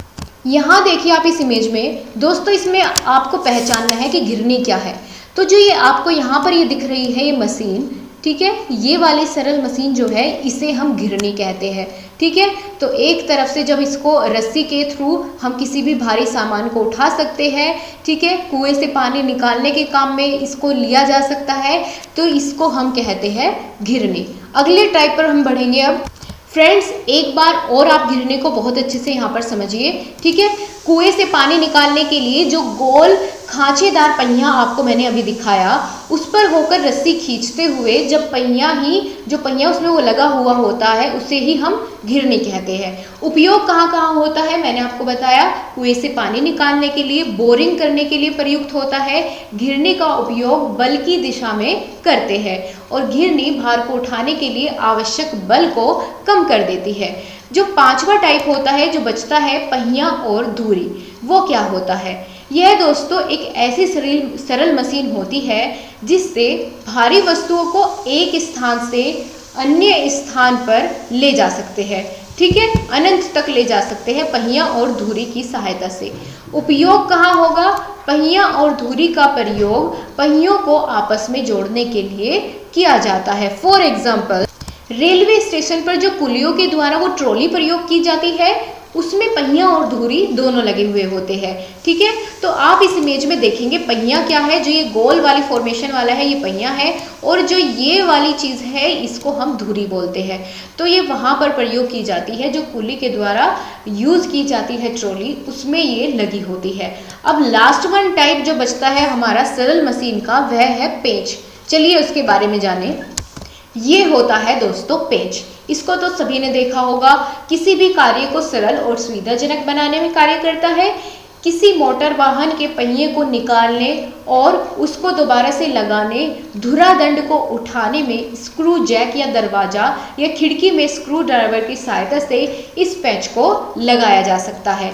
तो ये होता है पेंच। अब हमने सरल मशीन के 5 प्रकार थे, पांचों के बारे में बहुत ही विस्तार से बात कर ली है। ठीक है, और एग्जाम्पल्स भी उसके सभी हमने देख लिए हैं। अब दोस्तों हम एक बहुत महत्वपूर्ण टॉपिक इसके अंदर डिस्कस करेंगे और ये चैप्टर यहीं पर क्लोज करेंगे। फ्रेंड्स, यहाँ से जो एक टॉपिक बचता है छोटा सा, यहाँ से क्वेश्चन इस तरीके से पूछ लिया जाता है कि मशीन की देखरेख और रखरखाव करने के लिए किन बातों पर ध्यान देना चाहिए या किन बातों को अपनाना चाहिए मशीनों की देखरेख या रखरखाव करने के लिए। तो चलिए कुछ पॉइंट्स देखते हैं जिनको अपना करके हम मशीनों की देखरेख और रखरखाव कर सकते हैं। जैसे दोस्तों, हम मशीनों में समय समय पर ग्रीस या स्नेहक तेल लगाकर उसको ढककर रखना। ठीक है, यदि हम ग्रीस और स्नेहक तेल का प्रयोग करते हैं तो उसको उस समय पर ढककर रखना चाहिए ताकि उसमें धूल मिट्टी उस पर ना चिपके। और समय समय पर मशीनों की जांच भी करती रहनी चाहिए कि क्या सब कुछ जो उसकी मशीनों के पार्ट्स है वो सभी ठीक है या नहीं। यदि छोटी भी खराबी होती है तो उसे तभी के तभी उसको सही करा लेना चाहिए, उससे पहले कि उसमें बड़ी खराबी आए। और समय समय पर प्रशिक्षण करते रहना चाहिए। तो यदि हम ये कुछ पॉइंट्स अपनाते हैं तो हम क्या कर सकते हैं, इनके हेल्प से मशीनों की देखरेख और रखरखाव कर सकते हैं। यहाँ पर हमारा ये चैप्टर हो जाता है पूर्ण, और अगले चैप्टर पर हम मूव करेंगे जिसका नाम है जीवों की संरचना। ठीक है, बहुत अच्छे से हर एक चीज को क्लियर करेंगे। चलिए आगे बढ़ते हैं उसी स्पीड के साथ। कोशिका, सबसे पहला जो बिंदु इसके अंतर्गत आता है कोशिका। जब भी हम जीवों की बात करें, उनकी संरचना की बात करें, तो सबसे पहली बात हम कोशिका के बारे में करेंगे। क्यों? क्योंकि कोशिका सबसे छोटी इकाई होती है किसी भी जीवित शरीर की। ठीक है, चलिए जाने इसके बारे में।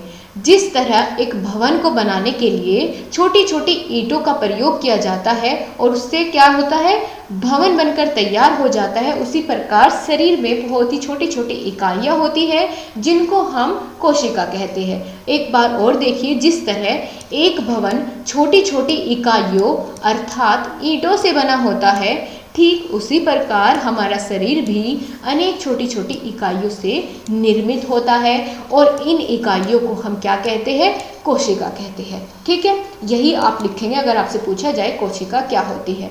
कोशिका के प्रकार यहाँ नहीं, हम आगे समझेंगे, वहाँ पर पूरे विस्तार के साथ मैंने लिखा हुआ है आपके लिए। ओके, यहाँ पर दोस्तों हम देखेंगे एक और चीज़ कि सेल्स का स्ट्रक्चर कैसा होता है। कोशिका का प्रारूप अगर पूछ लिया जाए आपसे कि कोशिका के अंदर कौन कौन से अंग होते हैं, किस अंग का कोशिका के क्या कार्य होता है, तो वही हम देखेंगे सेल्स का स्ट्रक्चर और उसका फंक्शन क्या क्या करता है, उसके पार्ट्स वो हम यहाँ पर देखने वाले हैं, बहुत ही महत्वपूर्ण है। सबसे पहला कोशिका भित्ति यानी सेल वॉल।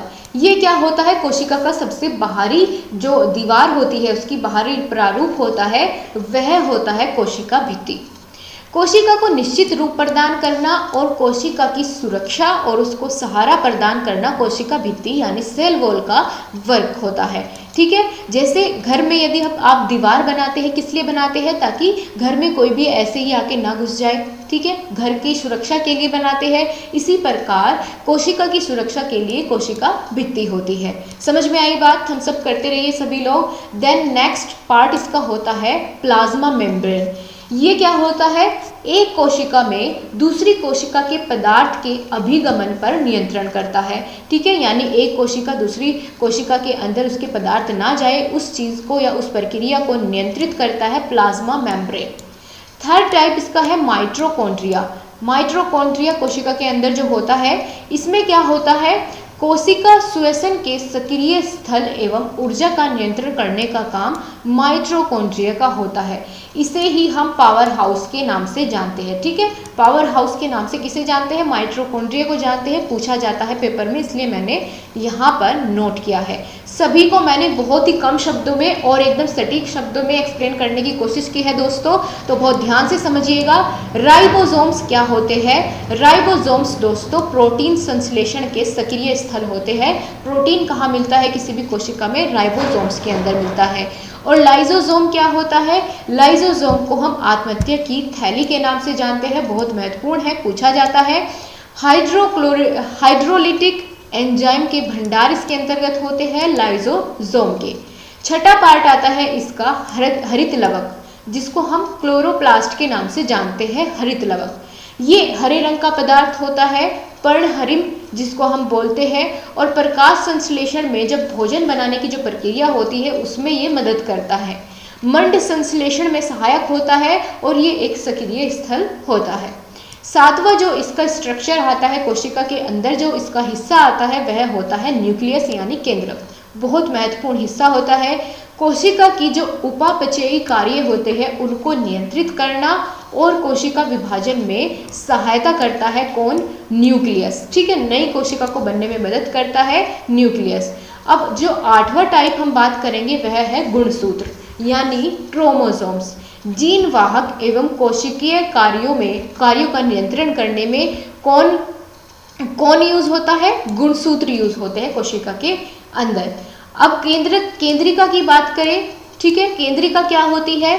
तो केंद्रिका प्रोटीन संश्लेषण एवं आरएनए संश्लेषण में सहायक होती है।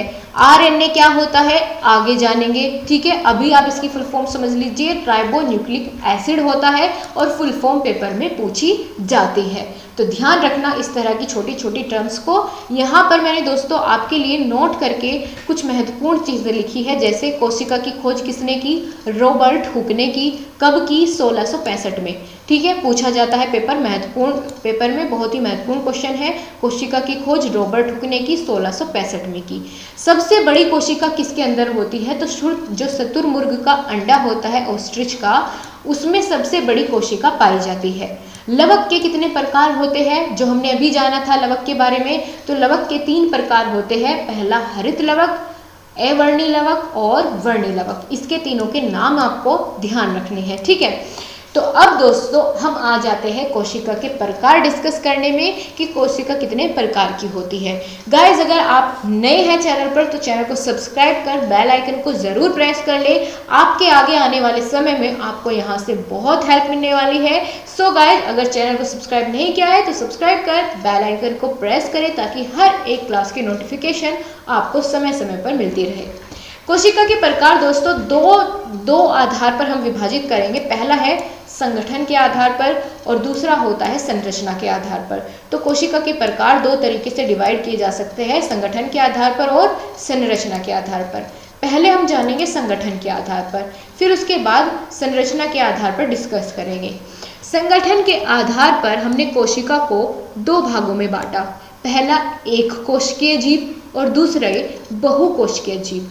इससे क्या मतलब हुआ कि एक कोशिकीय जीव, बहुकोशिकीय जीव? इसका मतलब ये है, एक कोशिकीय का मतलब होता है वे जीव एक कोशिकीय जीवों का शरीर केवल एक कोशिका का बना होता है। जिन जीवों का शरीर केवल एक कोशिका का बना होता है उन्हें एक कोशिकीय जीव कहते हैं। एक कोशिकीय मतलब एक कोशिका वाला, ठीक है। उसका उदाहरण है अमीबा और जीवाणु। ये जीव कैसे है? एक कोशिकीय जीव है। पूछा जा सकता है आपसे मल्टीपल चॉइस क्वेश्चन में कि अमीबा एक कोशिकीय जीव है या बहुकोशिकीय जीव है, तो वहां पर आपको बताना होगा कि अमीबा और जीवाणु एक कोशिकीय जीव होते हैं। दूसरा क्या है इसका टाइप? बहुकोशिकीय जीव, यानी वो जीव जिनके शरीर में लाखों कोशिकाएं होती है, जिनका शरीर लाखों कोशिकाओं का बना होता है, उन्हें बहुकोशिकीय जीव कहते हैं। जैसे मनुष्य में बहुत सारी लाखों कोशिकाएं होती है, तो मनुष्य कैसा जीव है? बहुकोशिकीय जीव है। अब इधर आ जाइए, संरचना के आधार पर कोशिका को कैसे विभाजित करेंगे? तो 2 आधार पर, एक तो प्रोकैरियोटिक और दूसरा होता है यूकैरियोटिक। ठीक है। प्रोकैरियोटिक कोशिका क्या होती है और यूकैरियोटिक कोशिका क्या होती है, इसके बाद बात करेंगे। प्रोकैरियोटिक कोशिकाओं वे कोशिका होती है जिनमें स्पष्ट केंद्रक का अभाव होता है। केंद्रक क्या था, न्यूक्लियस, ठीक है। स्पष्ट केंद्रक का अभाव हो उन्हें कहेंगे प्रोकैरियोटिक। और यूकैरियोटिक वे कोशिकाएं जो पूर्ण रूप से विकसित होती है, यानी जिनमें केंद्रक भी होता है, पूर्ण रूप से विकसित हो, उन्हें हम कहेंगे यूकैरियोटिक कोशिका।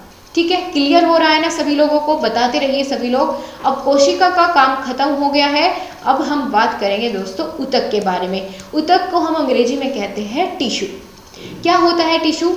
तो जब दोस्तों एक सी रचना वाली या एक सी संरचना वाली या एक सा कार्य करने वाली बहुत सारी कोशिकाओं का समूह एक जगह जब मिल जाए, उसको हम क्या कहेंगे, ऊतक कहेंगे। ठीक है, यानी एक सी रचना और एक सा कार्य करने वाली कोशिकाओं के समूह को ऊतक कहते हैं। ऊतक 4 प्रकार के होते हैं। कौन कौन से? पेशीय ऊतक यानी मस्कुलर टिश्यू, तंत्रिका ऊतक यानी नर्वस टिश्यू, संयोजी ऊतक यानी कनेक्टिव टिश्यू, और एपिस्तर ऊतक यानी एपिथेलियन टिश्यू। ठीक है, इसके बारे में, टिश्यू के बारे में मैंने आपकी पूरी एक अच्छी खासी क्लास ले रखी है, आप वहाँ पर ज़रूर देख सकते हैं। अब यहाँ पर दोस्तों एक टॉपिक जो बाकी था, जंतु और पादप कोशिका के बीच में डिफरेंस आपसे कभी कभी पूछ लिया जाता है, तो लगे हाथ हम ये भी समझ लेते हैं, जब हम इसकी बात कर ही रहे हैं, पादप और जंतु कोशिका में क्या अंतर होता है। पहला अंतर क्या है, मोटी एवं कड़ी कोशिका भित्ति होती है पादप कोशिका में। ठीक है, और जंतु कोशिका की अगर बात करें तो ये बहुत ही मुलायम और अनियमित आकार वाली कोशिका भित्ति होती है। ठीक है, जंतु कोशिका में कोशिका भित्ति यहाँ पर उपस्थित होती है और यहाँ पर होती है अनुपस्थित। इसमें कोशिका भित्ति नहीं होती है, इसका अनियमित आकार होता है कोशिका का, कोशिका भित्ति इसमें अनुपस्थित रहती है, जबकि पादप में कोशिका भित्ति उपस्थित होती है। पादप में लवक उपस्थित होता है, यहाँ पर लवक भी उपस्थित नहीं होता है। इधर अगर बात करें पादप कोशिका में, तो सेंट्रोसोम व सेंट्रियोल अनुपस्थित होता है। यहाँ पर ध्यान रखना है, अनुपस्थित होता है, लेकिन ये दोनों चीज़ें सेंट्रोसोम और सेंट्रियोल जंतु कोशिका में उपस्थित होते हैं। तो इसको एक बार और ध्यान से देखिएगा, आपको पूरा क्लियर हो जाएगा पादप और जंतु कोशिका में अंतर। बहुत ही आसान है, सबसे छोटे छोटे और सबसे मुख्य पॉइंट मैंने इन दोनों के डिफरेंस के यहाँ पर लिखे हुए। अब अगले चैप्टर पर दोस्तों हम बढ़ेंगे। यहाँ पर आ जाती है जीवन की क्रियाएं। ठीक है, जीवन की क्रियाएं कौन कौन सी होती है? तो जीवन की क्रियाओं को जानने से पहले आपको जानना जरूरी होता है कि जिसमें वो क्रियाएं होती है, यानी अंग, शरीर। ठीक है, क्या होता है अंग? शरीर का कोई भी विशेष कार्य करने वाले ऊतकों के समूह को अंग कहते हैं। यानी जब ऊतक का समूह मिल जाता है, सबसे पहले तो जब बहुत सारी सेल्स मिली, उनके समूह को हमने क्या कहा, ऊतक कह दिया। और जब खूब सारे ऊतक एक साथ मिले तो उस समूह को हमने क्या कहा, अंग कहा, बॉडी का पार्ट कहा। जैसे आँख, नाक, हाथ, मुंह आदि, ये सभी क्या है, अंग है शरीर के। बिल्कुल सही बात है। अब शरीर को कार्य करने के लिए किसकी ज़रूरत पड़ती है? पोषण की ज़रूरत पड़ती है, यानी न्यूट्रिशन की ज़रूरत पड़ती है। तो शुरुआत करेंगे न्यूट्रिशन से और आगे आगे सभी क्रियाओं को भी जानेंगे। ठीक है, छोड़ेंगे कुछ भी नहीं, तो सभी कुछ कवर करना है मैराथन क्लास में। सभी लोग मुझे भी मोटिवेट करते रहिए और खुद भी मोटिवेट रहे। चलिए जानेंगे पोषण को सबसे पहले कि पोषण होता क्या है। दोस्तों, वृद्धन यानी वृद्धि के लिए, पालन की क्रिया के लिए और पोषने की, पालन पोषण की जो क्रिया होती है, उस क्रिया को करने हेतु क्या होती है, ऊर्जा की आवश्यकता पड़ती है। और वो ऊर्जा हमें किससे मिलती है? भोजन से मिलती है। ठीक है, अगर आप भोजन नहीं करेंगे तो क्या आपके शरीर को एनर्जी मिलेगी कोई भी वर्क करने की? बिल्कुल नहीं मिलेगी। तो भोजन की आवश्यकता पड़ती है पोषण के लिए। यही भोजन लेने या ग्रहण करने की क्रिया पोषण कहलाती है। बिल्कुल सही बात। अब दोस्तों हम यहाँ पर जानेंगे प्रमुख पोषक तत्व कौन कौन से होते हैं। पूछा जाता है पेपर में सीधा सीधा, प्रमुख पोषक तत्वों के नाम बताइए। तो जैसे कार्बोहाइड्रेट, प्रोटीन, खनिज लवण, ठीक है, और विटामिन, ये सभी क्या है, पोषक तत्व होते हैं। और जैसे मैंने बात की आपसे प्रोटीन की, तो यहाँ पर साथ साथ हम ये भी देखेंगे कि प्रोटीन की कमी से होने वाले प्रमुख रोग कौन कौन से हैं।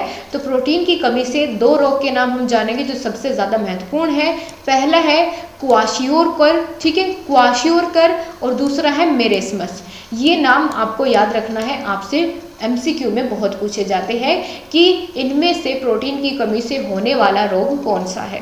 तो आपको दोनों नाम ध्यान रखने हैं, बहुत अच्छा आपका पेपर जाने वाला है। इस हिसाब से अगर आप तैयारी करते हैं, जितना मैटर मैं आपको प्रोवाइड करूंगी और उसको समझाऊंगी, क्योंकि अगर दोस्तों मैं आपको खाली PDF भी दे दूं तो आपको ये चीज़ें समझ में नहीं आने वाली, क्योंकि मैंने उन चीज़ों को इतना शॉर्ट करके लिखा है, जब तक आप मेरे थ्रू उसको नहीं समझेंगे तो आपको वो चीज़ें क्लियर नहीं होगी।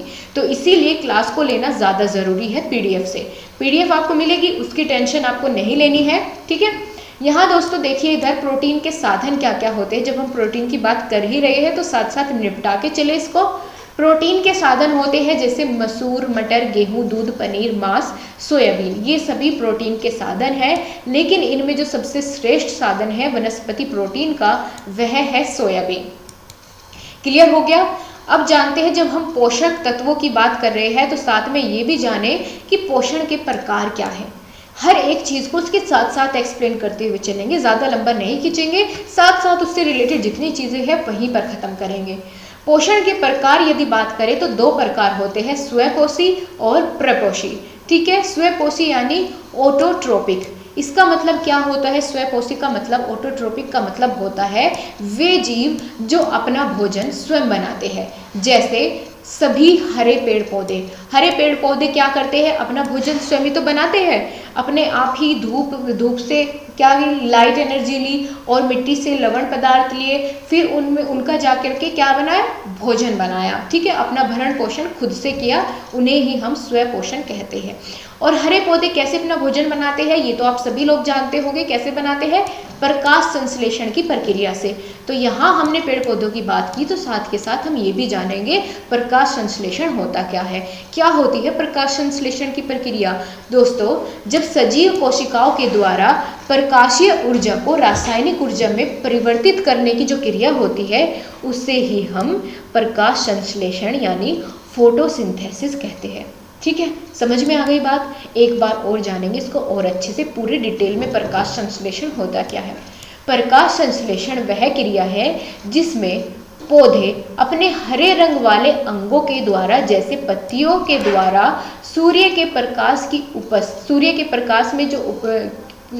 प्रकाश की उपस्थिति में, ठीक है, यानी सूर्य का प्रकाश होना चाहिए। भोजन दिन में बनाते हैं अपना पौधे, क्यों? क्योंकि सूर्य के प्रकाश में बनाते हैं। और वायु से लेता है CO2, प्रकाश से लिया, प्रकाश की उपस्थिति में, ठीक है, क्या लिया? वायु से ली CO2 यानी कार्बन डाइऑक्साइड, और भूमि से क्या लिया? जल यानी H2O लेकर जटिल कार्बनिक खाद्य पदार्थ जैसे कार्बोहाइड्रेट का निर्माण करते हैं और ऑक्सीजन गैस बाहर निकालते हैं। तो इस पूरी प्रक्रिया को, जिसमें क्या हुआ? हरी पत्तियों के द्वारा सूर्य के प्रकाश में कार्बन डाइऑक्साइड ग्रहण की गई, जल ग्रहण किया गया और ऑक्सीजन बाहर निकाली गई, ठीक है, कार्बोहाइड्रेट का निर्माण हुआ। तो इस पूरे प्रोसेस को प्रकाश संश्लेषण के नाम से हम जानते हैं। प्रकाश संश्लेषण में लाइट एनर्जी को केमिकल एनर्जी में कन्वर्ट किया जाता है। कैसे? चलिए देखिए। 6CO2 प्लस, CO2 मतलब कार्बन डाइऑक्साइड, ठीक है, 6 कण किसके? CO2 के, कार्बन डाइऑक्साइड के, और 6 किसके? H2O यानी वाटर के।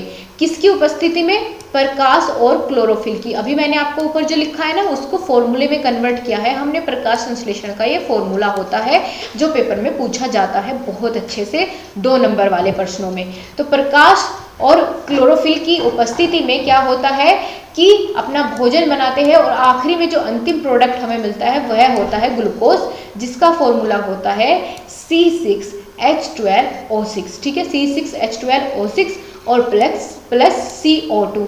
जैसे कि मैंने आपको यहाँ पर बताया था कि कार्बोहाइड्रेट और ऑक्सीजन का निर्माण करता है, तो वही आपको यहाँ पर बाद में मिल गया है, वही प्रोडक्ट, ठीक है। एक बार और देखिए पूरा फॉर्मूला क्या है। 6CO2 प्लस 6H2O, किसकी उपस्थिति में? प्रकाश और क्लोरोफिल की। C6H12O6 प्लस 6O2 का निर्माण हो जाता है। यहाँ हम बात कर रहे थे स्वपोषी के बारे में, ठीक है, ऑटोट्रोपिक की। अब दूसरा टाइप जो आता है वह क्या था? प्रपोषण। प्रपोषण यानी हाइड्रोट्रोपिक्स, ठीक है। इसमें क्या होता है, यह अपना भोजन अपने आप नहीं बनाते, दूसरों पर निर्भर रहते हैं भोजन के लिए, जैसे सभी जीव जंतु जिनमें मानव भी आते हैं और कुछ पौधे भी आते हैं और बाकी बचे सारे जीव जंतु आ जाते हैं। ये अपना भोजन स्वयं नहीं बनाते, पेड़ पौधों पर या अन्य वस्तुओं पर डिपेंड रहते हैं। पोषण के विभिन्न चरण होते हैं। पोषण को ग्रहण करने के कई सारे स्टेप्स होते हैं जो फॉलो करने होते हैं। चलिए जाने कौन कौन से, ठीक है। 5 होते हैं इसके चरण। पहला है भोजन का अंतर्ग्रहण, इसका मतलब इंजेशन। इंजेशन का मतलब दोस्तों होता है भोजन के अंतर्ग्रहण से आप क्या समझते हैं कि भोजन को मुख तक लाकर दांतों से चबाकर उसको निगल लेना क्या कहलाता है, पहला स्टेप होता है। कि जब आप दोस्तों पोषण ग्रहण करने की जो प्रक्रिया होती है, ठीक है, कैसे करेंगे पोषण ग्रहण, आपको उसके लिए खाने की जरूरत पड़ेगी। खाना लेंगे और उसको मुंह के अंदर डालकर उसको चबाएंगे और निगल जाएंगे। ये जो प्रोसेस आपने किया इसको हम बोलेंगे भोजन का अंतर्ग्रहण यानी इंजेशन। उसके बाद भोजन कहाँ गया, आपके पेट में चला गया। पेट में जाने के बाद उसका क्या होगा, पाचन होगा यानी डाइजेशन होगा। तो वही दूसरा प्रोसेस है, प्रैक्टिकली समझते जाइए, सब चीज़ें आपको खुद ब खुद याद हो जाएगी, आपको रटने की ज़रूरत कुछ भी नहीं है कहीं पर भी। तो दूसरा स्टेप क्या आ गया, डाइजेशन का।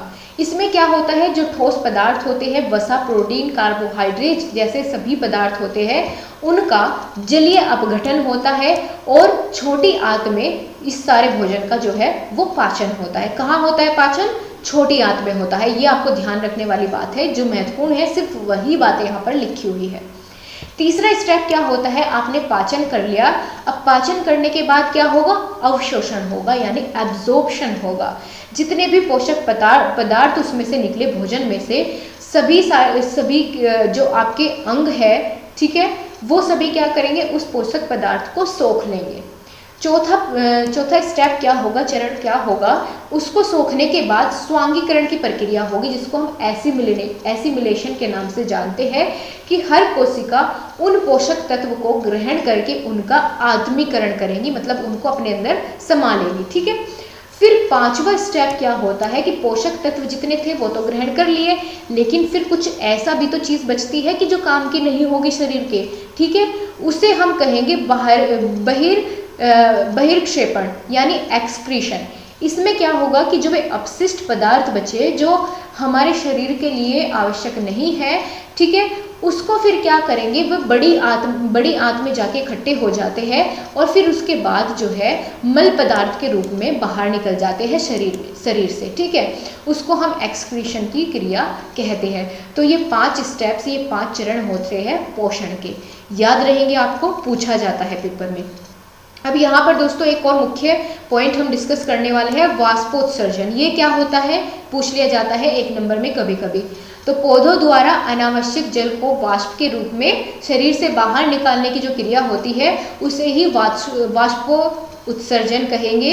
और वाष्पोत्सर्जन दर का मापक यंत्र होता है पोटोमीटर या ट्रांसपायरोमीटर, ठीक है। इन मापक यंत्रों के द्वारा क्या किया जाता है, जल को वाष्प बनाकर बाहर निकालने की जो प्रक्रिया होती है उसको मापा जाता है कि कितना वाष्पीकरण हुआ। ऑलराइट गाइस, अब हम दोस्तों हमने पहला पॉइंट हमने जान लिया था। पहला पॉइंट क्या था, यहाँ पर जब हमने बात करी पहला पॉइंट यहाँ पर हमने डिस्कस कर लिया था। अब दूसरा यहाँ पर हम देखने वाले हैं श्वसन का। पोषण देख लिया, उसके बाद श्वसन यानी रेस्पिरेशन, बहुत महत्वपूर्ण है, क्वेश्चन आता है पेपर में। श्वसन का अर्थ सबसे पहले समझेंगे। श्वसन का अर्थ होता है सांस लेना और छोड़ना। इसी क्रिया के अंतर्गत गैसों का क्या होता है, आदान प्रदान होता है। कि जैसे हम मनुष्य क्या करते हैं, ऑक्सीजन गैस को इनहेल करते हैं, उसको क्या करते हैं, लेते हैं, ठीक है, और एक्सहेल करते हैं कार्बन डाइऑक्साइड को। तो जब हमने ऑक्सीजन ग्रहण की और कार्बन डाइऑक्साइड को बाहर वातावरण में छोड़ा तो इस प्रक्रिया को क्या कहेंगे, सांस लेना, श्वसन, यही तो होती है, ठीक है। अब श्वसन तंत्र से संबंधित कुछ अंग के नाम आपको याद रखने हैं, जो आपके पेपर में यहाँ से कई बार क्वेश्चन बन जाता है कि श्वसन तंत्र संबंधी अंगों के नाम बताइए कौन कौन से होते हैं। तो सबसे पहले आता है नाक। नाक के बाद स्वर तंत्र, स्वर यंत्र। देन श्वास नलिका जिसको हम विंड पाइप के नाम से जानते हैं, और फिर फेफड़े। ये सभी कैसे अंग है? ये श्वसन तंत्र संबंधी अंग होते हैं। दोस्तों श्वसन के भी दो प्रकार होते हैं, अवायवीय श्वसन और वायवीय श्वसन, यानी एरोबिक और एनारोबिक। ठीक है, एनारोबिक यानी अवायवीय, इसका मतलब क्या होता है? जो ऑक्सीजन की अनुपस्थिति में सांस लेने की प्रक्रिया हो उसको कहेंगे एनारोबिक। लेकिन जो ऑक्सीजन की उपस्थिति में प्रक्रिया होती है सांस लेने की, उसको क्या कहेंगे? वायवीय यानी एरोबिक। तो आपको साथ साथ श्वसन के प्रकार भी पता चल गए। तीसरा पॉइंट क्या आता है श्वसन के बाद? उत्सर्जन का। उत्सर्जन से आप क्या समझेंगे? उत्सर्जन द्वारा शरीर में बने जो अपशिष्ट पदार्थ होते हैं जैसे कार्बन डाइऑक्साइड, अमोनिया, यूरिया, इन सभी को जीवधारियों के द्वारा बाहर निकाला जाता है शरीर से। क्यों? क्योंकि ये सभी जो पदार्थ है, अपशिष्ट पदार्थ होते हैं, ये सभी बहुत हानिकारक होते हैं शरीर के लिए। तो इनको बाहर निकालने की जो प्रक्रिया होती है उसको उत्सर्जन कहा जाता है। चौथा पॉइंट आता है परिसंचरण। परिसंचरण के द्वारा पोषक तत्व तथा O2 यानी ऑक्सीजन शरीर के विभिन्न भागों तथा रक्त के साथ पहुंचते हैं, उसको परिसंचरण तंत्र कह देते हैं। अब पांचवा पॉइंट क्या होगा? वृद्धि तथा प्रजनन। ये आपके दोस्तों जीवों की जो क्रियाएं होती है वो यहाँ पर आप जान रहे हैं एक एक करके। तो वृद्धि और प्रजनन में क्या होगा? जीवधारी सभी जीवधारी अलग अलग प्रकार के से प्रजनन करते हैं। ठीक है, भिन्न भिन्न प्रकार होते हैं जीवधारियों के प्रजनन करने के, जैसे लैंगिक प्रजनन, अलैंगिक प्रजनन और कायिक प्रजनन। कायिक प्रजनन के द्वारा पौधे प्रजनन करते हैं। ठीक है, अब हम दोस्तों यहाँ पर मैंने आपके लिए नोट बनाकर कुछ चीज़ें लिखी है जो यहाँ से क्वेश्चन पेपर में चीज़ें आ जाती है। जैसे रफलेशिया पुष्प, ये दोस्तों सबसे बड़ा पुष्प होता है, सबसे बड़ा फूल होता है। कौन सा? रफलेशिया। अगर आपसे पूछ लिया जाए कि सबसे बड़ा फूल कौन सा होता है, आप बताएंगे रफलेशिया। और सबसे छोटा कौन सा होता है? तो वुल्फिया। ठीक है, वुल्फिया सबसे छोटा फ्लावर होता है, फूल होता है। दोस्तों बीज पूछा जाए कि सबसे बड़ा बीज कौन सा होता है, तो लोडेशिया सबसे बड़ा बीज होता है। और सबसे छोटा कौन सा होता है? ऑर्किड का। ठीक है, ऑर्किड का बीज सबसे छोटा होता है। ये महत्वपूर्ण बातें थी, आपने जान ली है। अब दोस्तों आपसे गुणसूत्र पूछ लिए जाते हैं, क्रोमोसोम्स की संख्या पूछ ली जाती है। मेंढक में, चूहे में, मनुष्य में, चिंपैंजी में, किसी में भी पूछी जा सकती है। ये पेपर में इस तरह के क्वेश्चंस मिलते हैं, इसीलिए यहाँ पर मैंने इंक्लूड किए हैं। मैराथन क्लास का मतलब ये नहीं है कि मैं सब कुछ आपको मोटा मोटा ही करवा दूँ। दोस्तों जो चीज़ें महत्वपूर्ण लगी पेपर के हिसाब से वो मैंने सब इंक्लूड कर दी है, ताकि कोई भी चीज़ें बाहर ना जाए। ठीक है, और आप बहुत अच्छे नंबर ला सकते हैं। दोनों मैराथन क्लास लीजिए साइंस की, आपका बहुत अच्छा स्कोर होगा। ठीक है, सभी चीज़ें मैंने आपकी कवर करा दी है बहुत ही कम समय में। चलिए जाने, मेंढक में 26 गुणसूत्र होते हैं, चूहे में होते हैं 42, और मनुष्य में तो आप सभी जानते हैं कितने होते हैं? 46 गुणसूत्र होते हैं। चिंपैंजी में 48 होते हैं, गोरिल्ला में भी 48 होते हैं, गाय में 60 गुणसूत्रों की संख्या होती है, और घोड़े में कितने होते हैं? 64 होते हैं। ये तो हमने जंतुओं में गुणसूत्रों की बात करी, लेकिन पौधों में भी तो होते हैं। तो मटर के पौधों में 14 होते हैं, मक्का के पौधों में 20 पाए जाते हैं, और टमाटर में 24, आलू में 42, चावल में कितने होते हैं? 24 होते हैं, कपास में 52, गेहूं में 42 और प्याज में 16।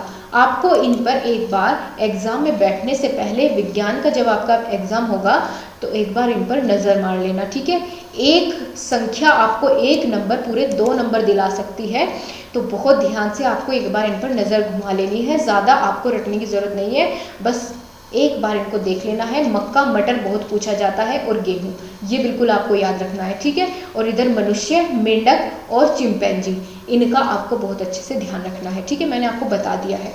अब दोस्तों यहाँ पर डीएनए और आरएनए में डिफरेंस पूछ लिया जाता है कभी कभी, और इनकी फुल फॉर्म भी बहुत इंपॉर्टेंट है। डीएनए की फुल फॉर्म क्या होती है?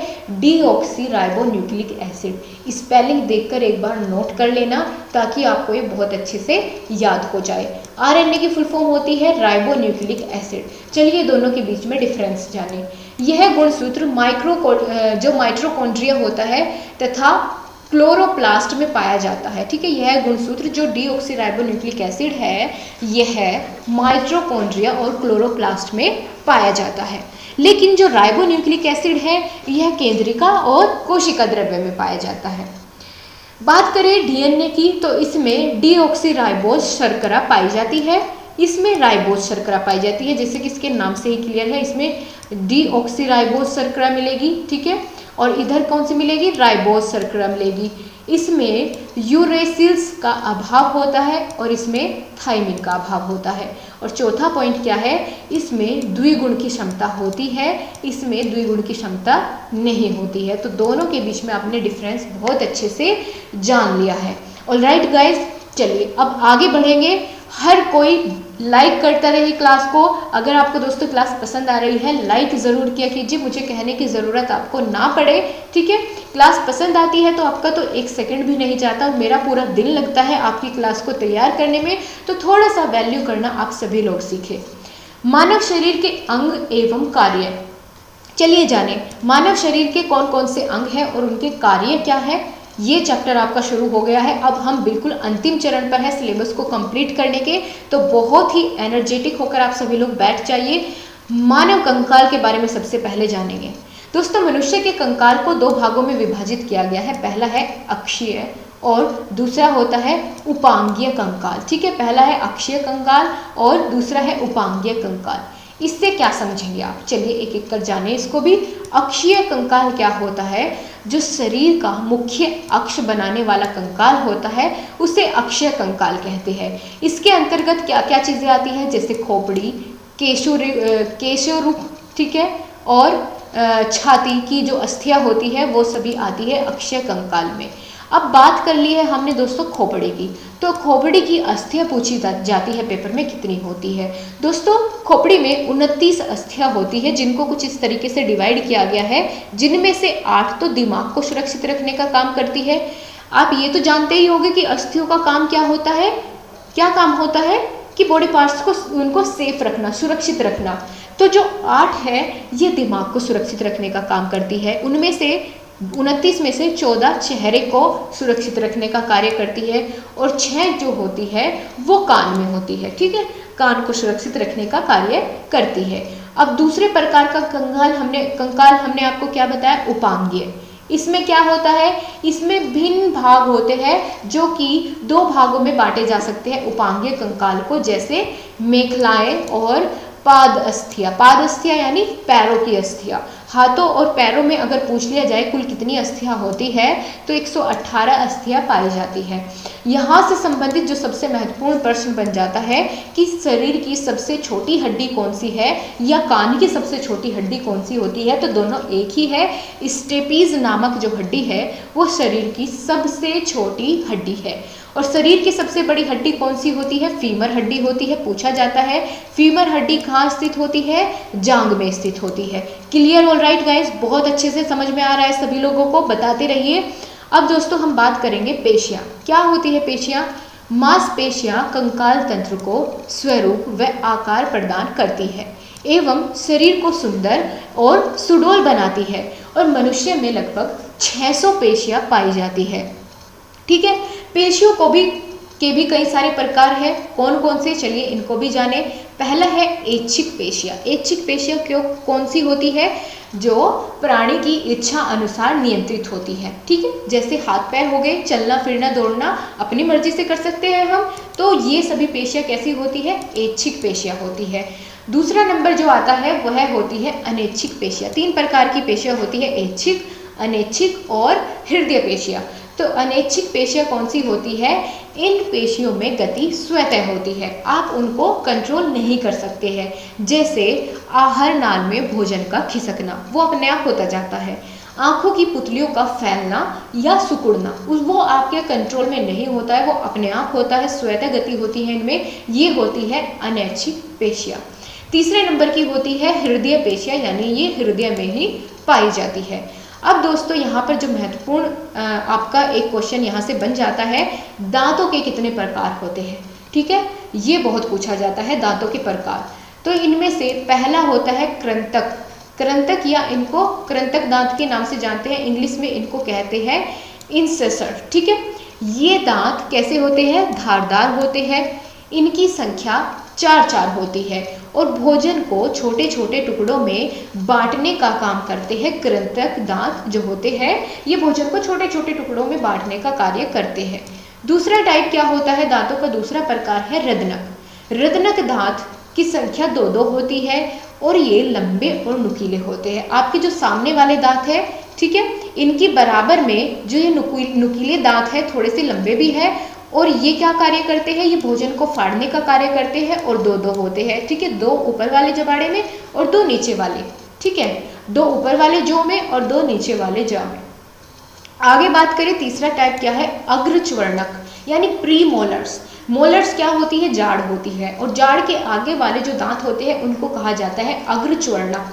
अग्रच्वर्णक दांतों के सिरे नुकीले होते हैं और रदनक की अपेक्षा, अगर हम देखें रदनक की अपेक्षा ये कम नुकीले होते हैं। इनकी संख्या 4-4 होती है। दाढ़ की अगर बात करें, चौथा और आखिरी पॉइंट इसका आ जाता है यानी मोलर्स, जिनको हम च्वर्णक के नाम से जानते हैं, जिनको हम दाढ़ या जाड़ भी कहते हैं। तो च्वर्णक दांत मुख के पीछे की ओर होते हैं। मुख्य कार्य भोजन को चबाना इनका होता है और इनकी संख्या कितनी होती है, 6-6 होती है, ठीक है, 6-6 इनकी संख्या होती है। अगला चैप्टर आ जाता है दोस्तों संक्रामक रोग। वह रोग जो किसी न किसी रोग जनित कारकों जैसे प्रोटोजोआ, कवक, जीवाणु, वायरस आदि के कारण फैलते हैं, उनको क्या कहा जाता है, संक्रामक रोग कहा जाता है। एक शरीर से अन्य शरीर में फैलने की क्षमता इनके अंतर्गत होती है और मलेरिया, टाइफाइड, चेचक, इन्फ्लुएंजा ये सभी कैसे रोग हैं, ये संक्रामक रोग है, ठीक है। आपसे पूछ लिया जाए कि किसी भी 2 संक्रामक रोग के नाम बताइए तो आप क्या बताएंगे, मलेरिया, टाइफाइड, चेचक, इन्फ्लुएंजा इत्यादि इनमें से कोई भी नाम आप बता सकते हैं अगर आपसे पूछ लिया जाता है।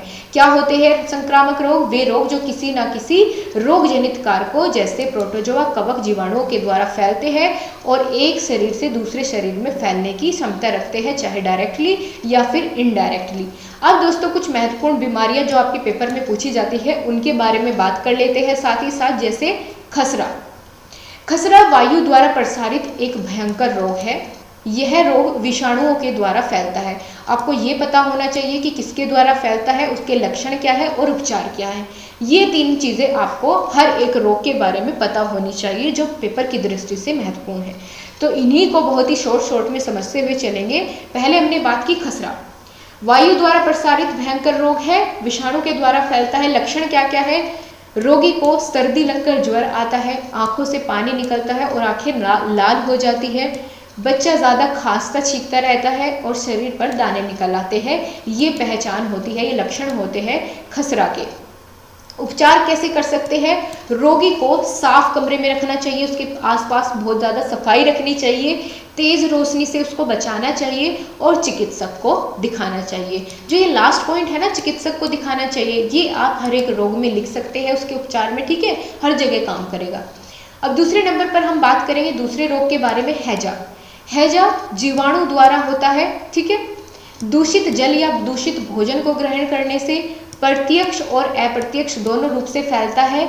लक्षण क्या होते हैं, रोगी को उल्टी, दस्त, प्यास ज़्यादा लगने लगती है, हाथों पैरों में ऐंठन होती है, तापमान लगातार गिरता रहता है और उपचार न मिलने पर हृदय की गति भी रुक जाती है। ये लक्षण होते हैं हैजा के, ठीक है। मृत्यु भी हो सकती है। तीसरा जो रोग के बारे में हम बात करेंगे वह है छोटी माता। ये कैसा रोग है, ये विषाणुओं के द्वारा फैलने वाला रोग है। लक्षण है सर दर्द, बेचैनी, आंखों का भारीपन बढ़ जाता है, खसरा के जैसे इसमें भी छोटे छोटे दाने निकल आते हैं और रोगी को तेज ज्वर होने लगता है। ज्वर मतलब बुखार। इलाज क्या है इसके, रोगी के कमरे में और उसके कपड़ों में, बर्तनों में साफ सफाई होनी चाहिए, ठीक है। कीटनाशक दवाई का छिड़काव होना चाहिए और रोगी को हल्के नमक वाला भोजन खिलाना चाहिए, घर से बाहर उसको नहीं निकलने देना चाहिए। ये सभी इसके इलाज है और चिकित्सक के पास ले जाना चाहिए। चौथा जो हम बात करेंगे, कुकर खांसी, पूछा जाता है पेपर में। यह बैसिलस पर्टुसिस या होमोफिल्स पर्टुसिस नामक जीवाणु से होता है। आपको इन जीवाणुओं के नाम याद रखने हैं। बैसिलस पर्टुसिस और होमोफिल्स पर्टुसिस नामक जीवाणुओं के कारण होता है। लक्षण क्या है? खांसी के साथ साथ 101 डिग्री से 102 डिग्री सेल्सियस तक उसका फीवर हो सकता है। उसको खांसते वक्त उल्टी होती है और आंखें लाल हो जाती है, ये इसके लक्षण हैं। उपचार क्या है? रोगी को अर्ध तरल पेय पदार्थ देने चाहिए। खांसी के लिए पेरिगोरिक दी जानी चाहिए और बच्चों को पर्टुसिस वैक्सीन का टीका 4 बार लगवाया जाना चाहिए। ये सभी इसके उपचार है। क्लियर हो गया आपको? अगली जो बीमारी के बारे में हम बात करेंगे, संक्रामक रोग जो है मलेरिया। मलेरिया एक विशेष प्रकार के प्रोटोजोआ से फैलने वाला रोग है जो कि पराश्रव्य जीव है। इसका प्रसार किसके द्वारा होता है? एनाफिलीज जाति के मादा मच्छर से होता है। ये आपके लिए बहुत महत्वपूर्ण है और याद रखना है। किसके द्वारा होता है? मादा जाति के एनाफिलीज मच्छर के द्वारा होता है। लक्षण क्या है? शरीर में दर्द होना, हाथ पांव टूटे टूटे से लगना। टूटना मतलब ये नहीं कि अलग हो जाना, यानी उनमें दर्द रहना। सर्दी और कंपन। बुखार कितना होता है? 105 डिग्री फ़ारेनहाइट से 106 डिग्री फ़ारेनहाइट तक। और भोजन के प्रति अरुचि हो जाती है, मतलब खाने का मन नहीं करता है कुछ भी। ये इसके लक्षण है। उपचार क्या क्या है? घर में डीडीटी का छिड़काव करवाया जाना चाहिए ताकि सभी मच्छर जो भी मच्छर होते हैं उनको मारा जा सके। और घर के आसपास कहीं भी पानी का जमाव नहीं होना चाहिए, पानी इकट्ठा नहीं होना चाहिए। सभी बर्तनों को समय समय पर कूलर आदि को साफ करना चाहिए। जालीदार दरवाजे और खिड़कियों का प्रयोग करना चाहिए। समय समय पर रक्त की जांच भी करवाते रहना चाहिए। ये चैप्टर हमने यहाँ पर फिनिश कर दिया है। अगले चैप्टर पर बढ़ेंगे। यहाँ आते हैं अम्ल, क्षार और लवण के बारे में। सबसे पहले अम्ल की परिभाषा आपके पेपर में आ जाती है, तो इसके बारे में जाने। ऐसे यौगिक जो स्वाद में खट्टे होते हैं, नीले लिटमस कागज को जल में घोल के कारण कैसे कर देते हैं? लाल कर देते हैं। ठीक है, नीले लिटमस पेपर को कैसे कर देते हैं? लाल कर देते हैं। और ये स्वाद में कैसे होते हैं? खट्टे होते हैं। ये दो इसकी आपको विशेषताएं याद रखनी है। और यहाँ पर आपको एक और चीज़ जानने को मिलेगी कि अम्ल वे यौगिक होते हैं जिनको जल में घोलने पर हाइड्रोजन आयन यानी H+ निकलते हैं। ठीक है, हाइड्रोजन आयन निकलते हैं। दोस्तों, कहीं आपको मेरी स्पीड ज़्यादा तेज़ तो नहीं लग रही है? आप लोग बताते रहिए। और अगर आपको लग भी रही है तो आप अपने हिसाब से दोस्तों स्लो भी कर सकते हैं। ठीक है, आपको यहाँ पर जो 3 ऑप्शन दिखेंगे जहाँ से आप क्वालिटी इंप्रूव करते हैं, वहीं पर एक और ऑप्शन होता है आवाज़ को तेज़ या कम करने का, तो वहाँ से भी आप उसको कर सकते हैं। उदाहरण जाने अम्ल के, तो होते हैं H2SO4। ठीक है, जिसमें 2H+ यानी हाइड्रोजन आयन होते हैं और SO4 अलग हो जाता है। HCl में भी H+ और Cl। ठीक है, और एसिड की बात करें, अम्ल की बात करें तो कौन कौन से होते हैं और उनमें कौन सा एसिड पाया जाता है? जैसे सिरका है, सिरके में कौन सा अम्ल पाया जाता है? एसिटिक एसिड पाया जाता है। अंगूर और इमली में टार्टरिक एसिड पाया जाता है। पूछ लिया जाता है कि इसमें कौन सा फल इस फल में कौन सा एसिड पाया जाएगा? खट्टे फल में कौन सा एसिड मिलता है? नींबू में कौन सा मिलेगा? तो ये आपको याद रखने हैं। नींबू में कौन सा होगा? साइट्रिक अम्ल। और दही में लैक्टिक अम्ल पाया जाता है। ठीक है, अब दोस्तों अगला जो टॉपिक शुरू होता है वह है क्षार। ऐसे यौगिक जो स्वाद में कैसे होते हैं? तीखे होते हैं। और इसकी क्या विशेषता है कि लाल लिटमस कागज को ये नीला कर देते हैं। जल में घुलने पर OH- आयन ये देते हैं, वो पॉजिटिव, ये नेगेटिव देता है क्षार। ठीक है, अब आगे बात करें लवण के बारे में, तो लवण क्या होता है? वे यौगिक जो अम्ल और क्षार के परस्पर उदासीनीकरण की क्रिया द्वारा प्राप्त किए जा सकते हैं, उन्हें हम लवण कहते हैं। जैसे NaOH प्लस HCl, क्षार और अम्ल मिलकर के क्या बना? लवण बन जाते हैं। ठीक है, क्षार और लवण मिलकर के क्या बन जाते हैं? क्षार और अम्ल मिलकर के, एसिड और बेसिस मिलकर के क्या बन जाते हैं? लवण बन जाते हैं। जैसे यहाँ पर NaOH और HCl मिलकर क्या बना? NaCl और H2O यानी जल। ठीक है, इस प्रकार से इस उदाहरण को भी आप लिख सकते हैं जब आप लवण की परिभाषा दें अपने पेपर में। लवण का वर्गीकरण किस किस आधार पर किया गया है? तो सामान्य लवण होते हैं, अम्लीय लवण होते हैं, क्षारीय, मिश्रित, ठीक है। कई सारे तरह के होते हैं, इनमें जो महत्वपूर्ण है उनके साथ साथ मैंने उनकी परिभाषा भी लिखी हुई है। सामान्य लवण क्या होते हैं? किसी अम्ल की संपूर्ण हाइड्रोजन को के प्रतिस्थापन से प्राप्त जो लवण होते हैं उन्हें हम क्या कहेंगे? सामान्य लवण। अम्लीय लवण किसी अम्ल की हाइड्रोजन के आंशिक रूप से जो प्रतिस्थापन से प्राप्त होते हैं उनको हम अम्लीय लवण कहते हैं। और फिर सारीय लवण होते हैं, मिश्रित लवण होते हैं, संकर लवण होते हैं और युग्म लवण होते हैं। उदासीनीकरण की जो प्रक्रिया होती है उसे क्या होती है उसके बारे में चलिए जाने। तो दोस्तों, जब कोई अम्ल किसी क्षार से क्रिया करता है, ठीक है, जब कोई अम्ल और क्षार आपस में क्रिया करते हैं, लवण तथा जल में उससे उस क्रिया से बनता है, इसी क्रिया को हम क्या कहते हैं? उदासीनीकरण की क्रिया कहते हैं। जैसे इसका उदाहरण हमने ऊपर भी जाना था, तो HCl प्लस NaOH, एक अम्ल मिलाया, एक क्षार मिलाया, हमने क्या बन गया? लवण बन गया, NaCl प्लस H2O। वही वाला यहाँ पर फॉर्मूला मैंने लिखा हुआ है समझाने के लिए। अगले चैप्टर पर आएंगे पर्यावरण प्रदूषण। बिल्कुल हम आखिर में हैं अपने सभी सिलेबस के। दोस्तों खुश हो जाइए, आपका लगभग सारा कंप्लीट सिलेबस हो चुका है कवर। अब हम बात कर रहे हैं प्रदूषण। प्रदूषण के सबसे पहले आप अर्थ समझिए, प्रदूषण होता क्या है?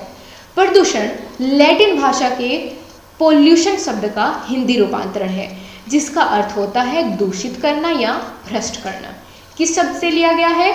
इसकी अगर बात करें तो आपको वो नहीं बताना, लैटिन शब्द से लिया गया है, मतलब लैटिन भाषा का शब्द है पोल्यूशन, जिसका हिंदी रूपांतरण होता है प्रदूषण। इसका मतलब होता है दूषित करना या भ्रष्ट करना, ठीक है।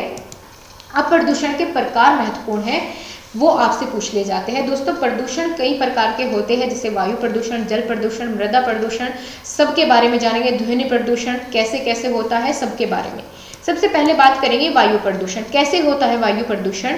दोस्तों बहुत सारी फैक्ट्री और कारखानों का धुआं निकलना, हवाई जहाज और पानी के जहाज, रेल, मोटर गाड़ियाँ, इन सभी की बढ़ती हुई संख्या और दिन प्रतिदिन जो बढ़ता हुआ धुआं है वायु में, वो मिश्रित होकर सूक्ष्म कणों के साथ वैशिले कार्बन पदार्थों के साथ वायुमंडल में मिल जाता है और वायुमंडल में मिलकर तेजी से वायु प्रदूषण को फैलाता है, ठीक है। उससे सांस लेने में बहुत सारी परेशानियां हो सकती है, श्वसन संबंधी रोग हो सकते हैं, बहुत सारी खतरनाक बीमारियां भी वायु प्रदूषण के कारण होती है।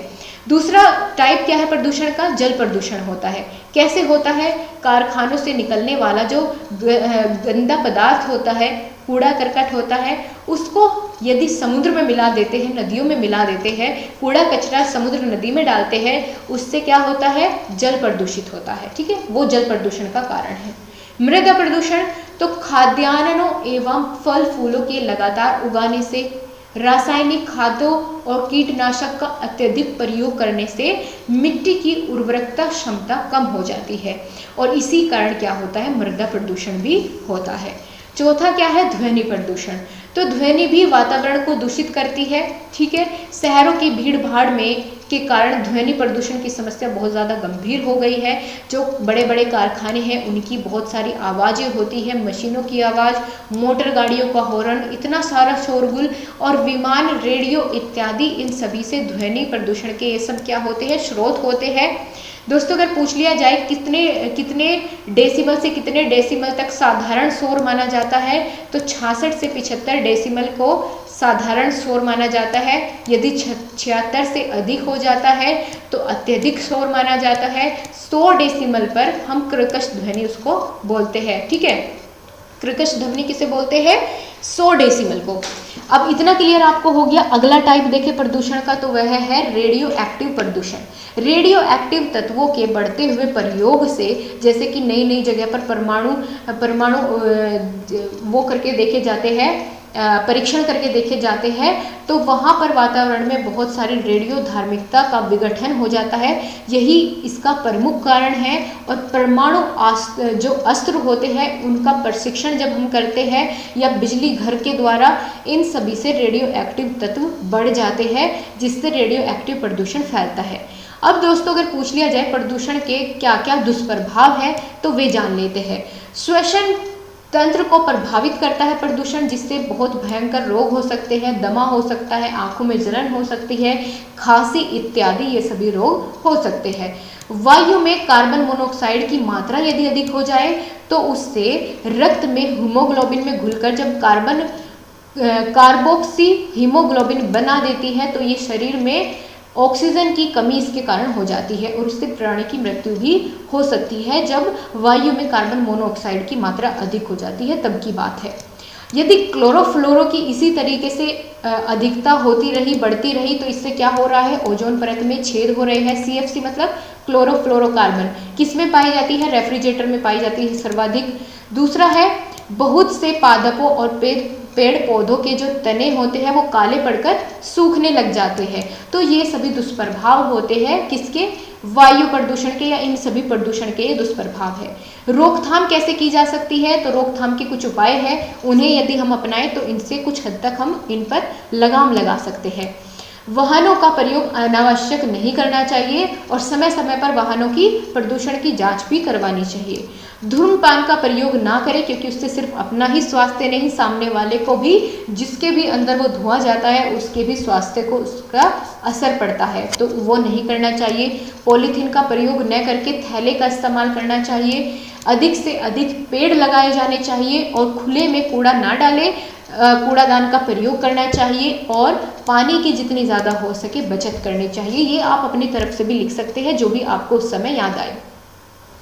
लास्ट चैप्टर, पर्यावरण संकट या पर्यावरण आपदा। दोस्तों, आपदा या संकट से क्या मतलब होता है, चलिए समझे। संकट अथवा आपदा शब्द फ्रेंच शब्द है जिसका अर्थ होता है बुरा या दुष्ट। ठीक है। पर्यावरण संकट एक गंभीर घटना है जो प्राकृतिक प्रक्रियाएं अथवा मानवीय क्रिया द्वारा उत्पन्न होती है, जिसमें जान और माल की हानि भी हो सकती है। आपदा दोस्तों दो प्रकार की होती है, एक तो प्राकृतिक और दूसरी होती है मानव के द्वारा निर्मित। ठीक है, प्राकृतिक और मानव निर्मित। कौन कौन सी होती है आपदाएं, अगर आपसे पूछ ली जाए कि किसी भी प्राकृतिक आपदा के नाम बताइए तो आप नाम बताएंगे। तो यहाँ पर ये आपके सामने प्राकृतिक आपदाओं के नाम हैं, जैसे बाढ़ हो गया, सूखा। बाढ़ में क्या होता है, जब अत्यधिक पानी का बहाव होता है उसे बाढ़ कहते हैं। सूखा, पानी की कमी के कारण भूकंप, चक्रवात, भूस्खलन। ठीक है, ये सभी कैसी आपदाएं हैं, ये सभी आपदाएं हैं प्राकृतिक आपदाएं। ऑलराइट गाइस, आपका पूरा सिलेबस कवर हो चुका है। हर एक चीज़, हर एक टॉपिक हमने एक्सप्लेन कर दिया है। ऑल द बेस्ट गाइज, आपका सब कुछ कवर हो गया है साइंस में। आप खुश हो जाइए, आपका सिलेबस खत्म हुआ। ऑलराइट गाइज, अगर आपने अभी तक भी क्लास को लाइक नहीं किया है तो इतनी ज़्यादा मेरी परीक्षा मत लीजिए।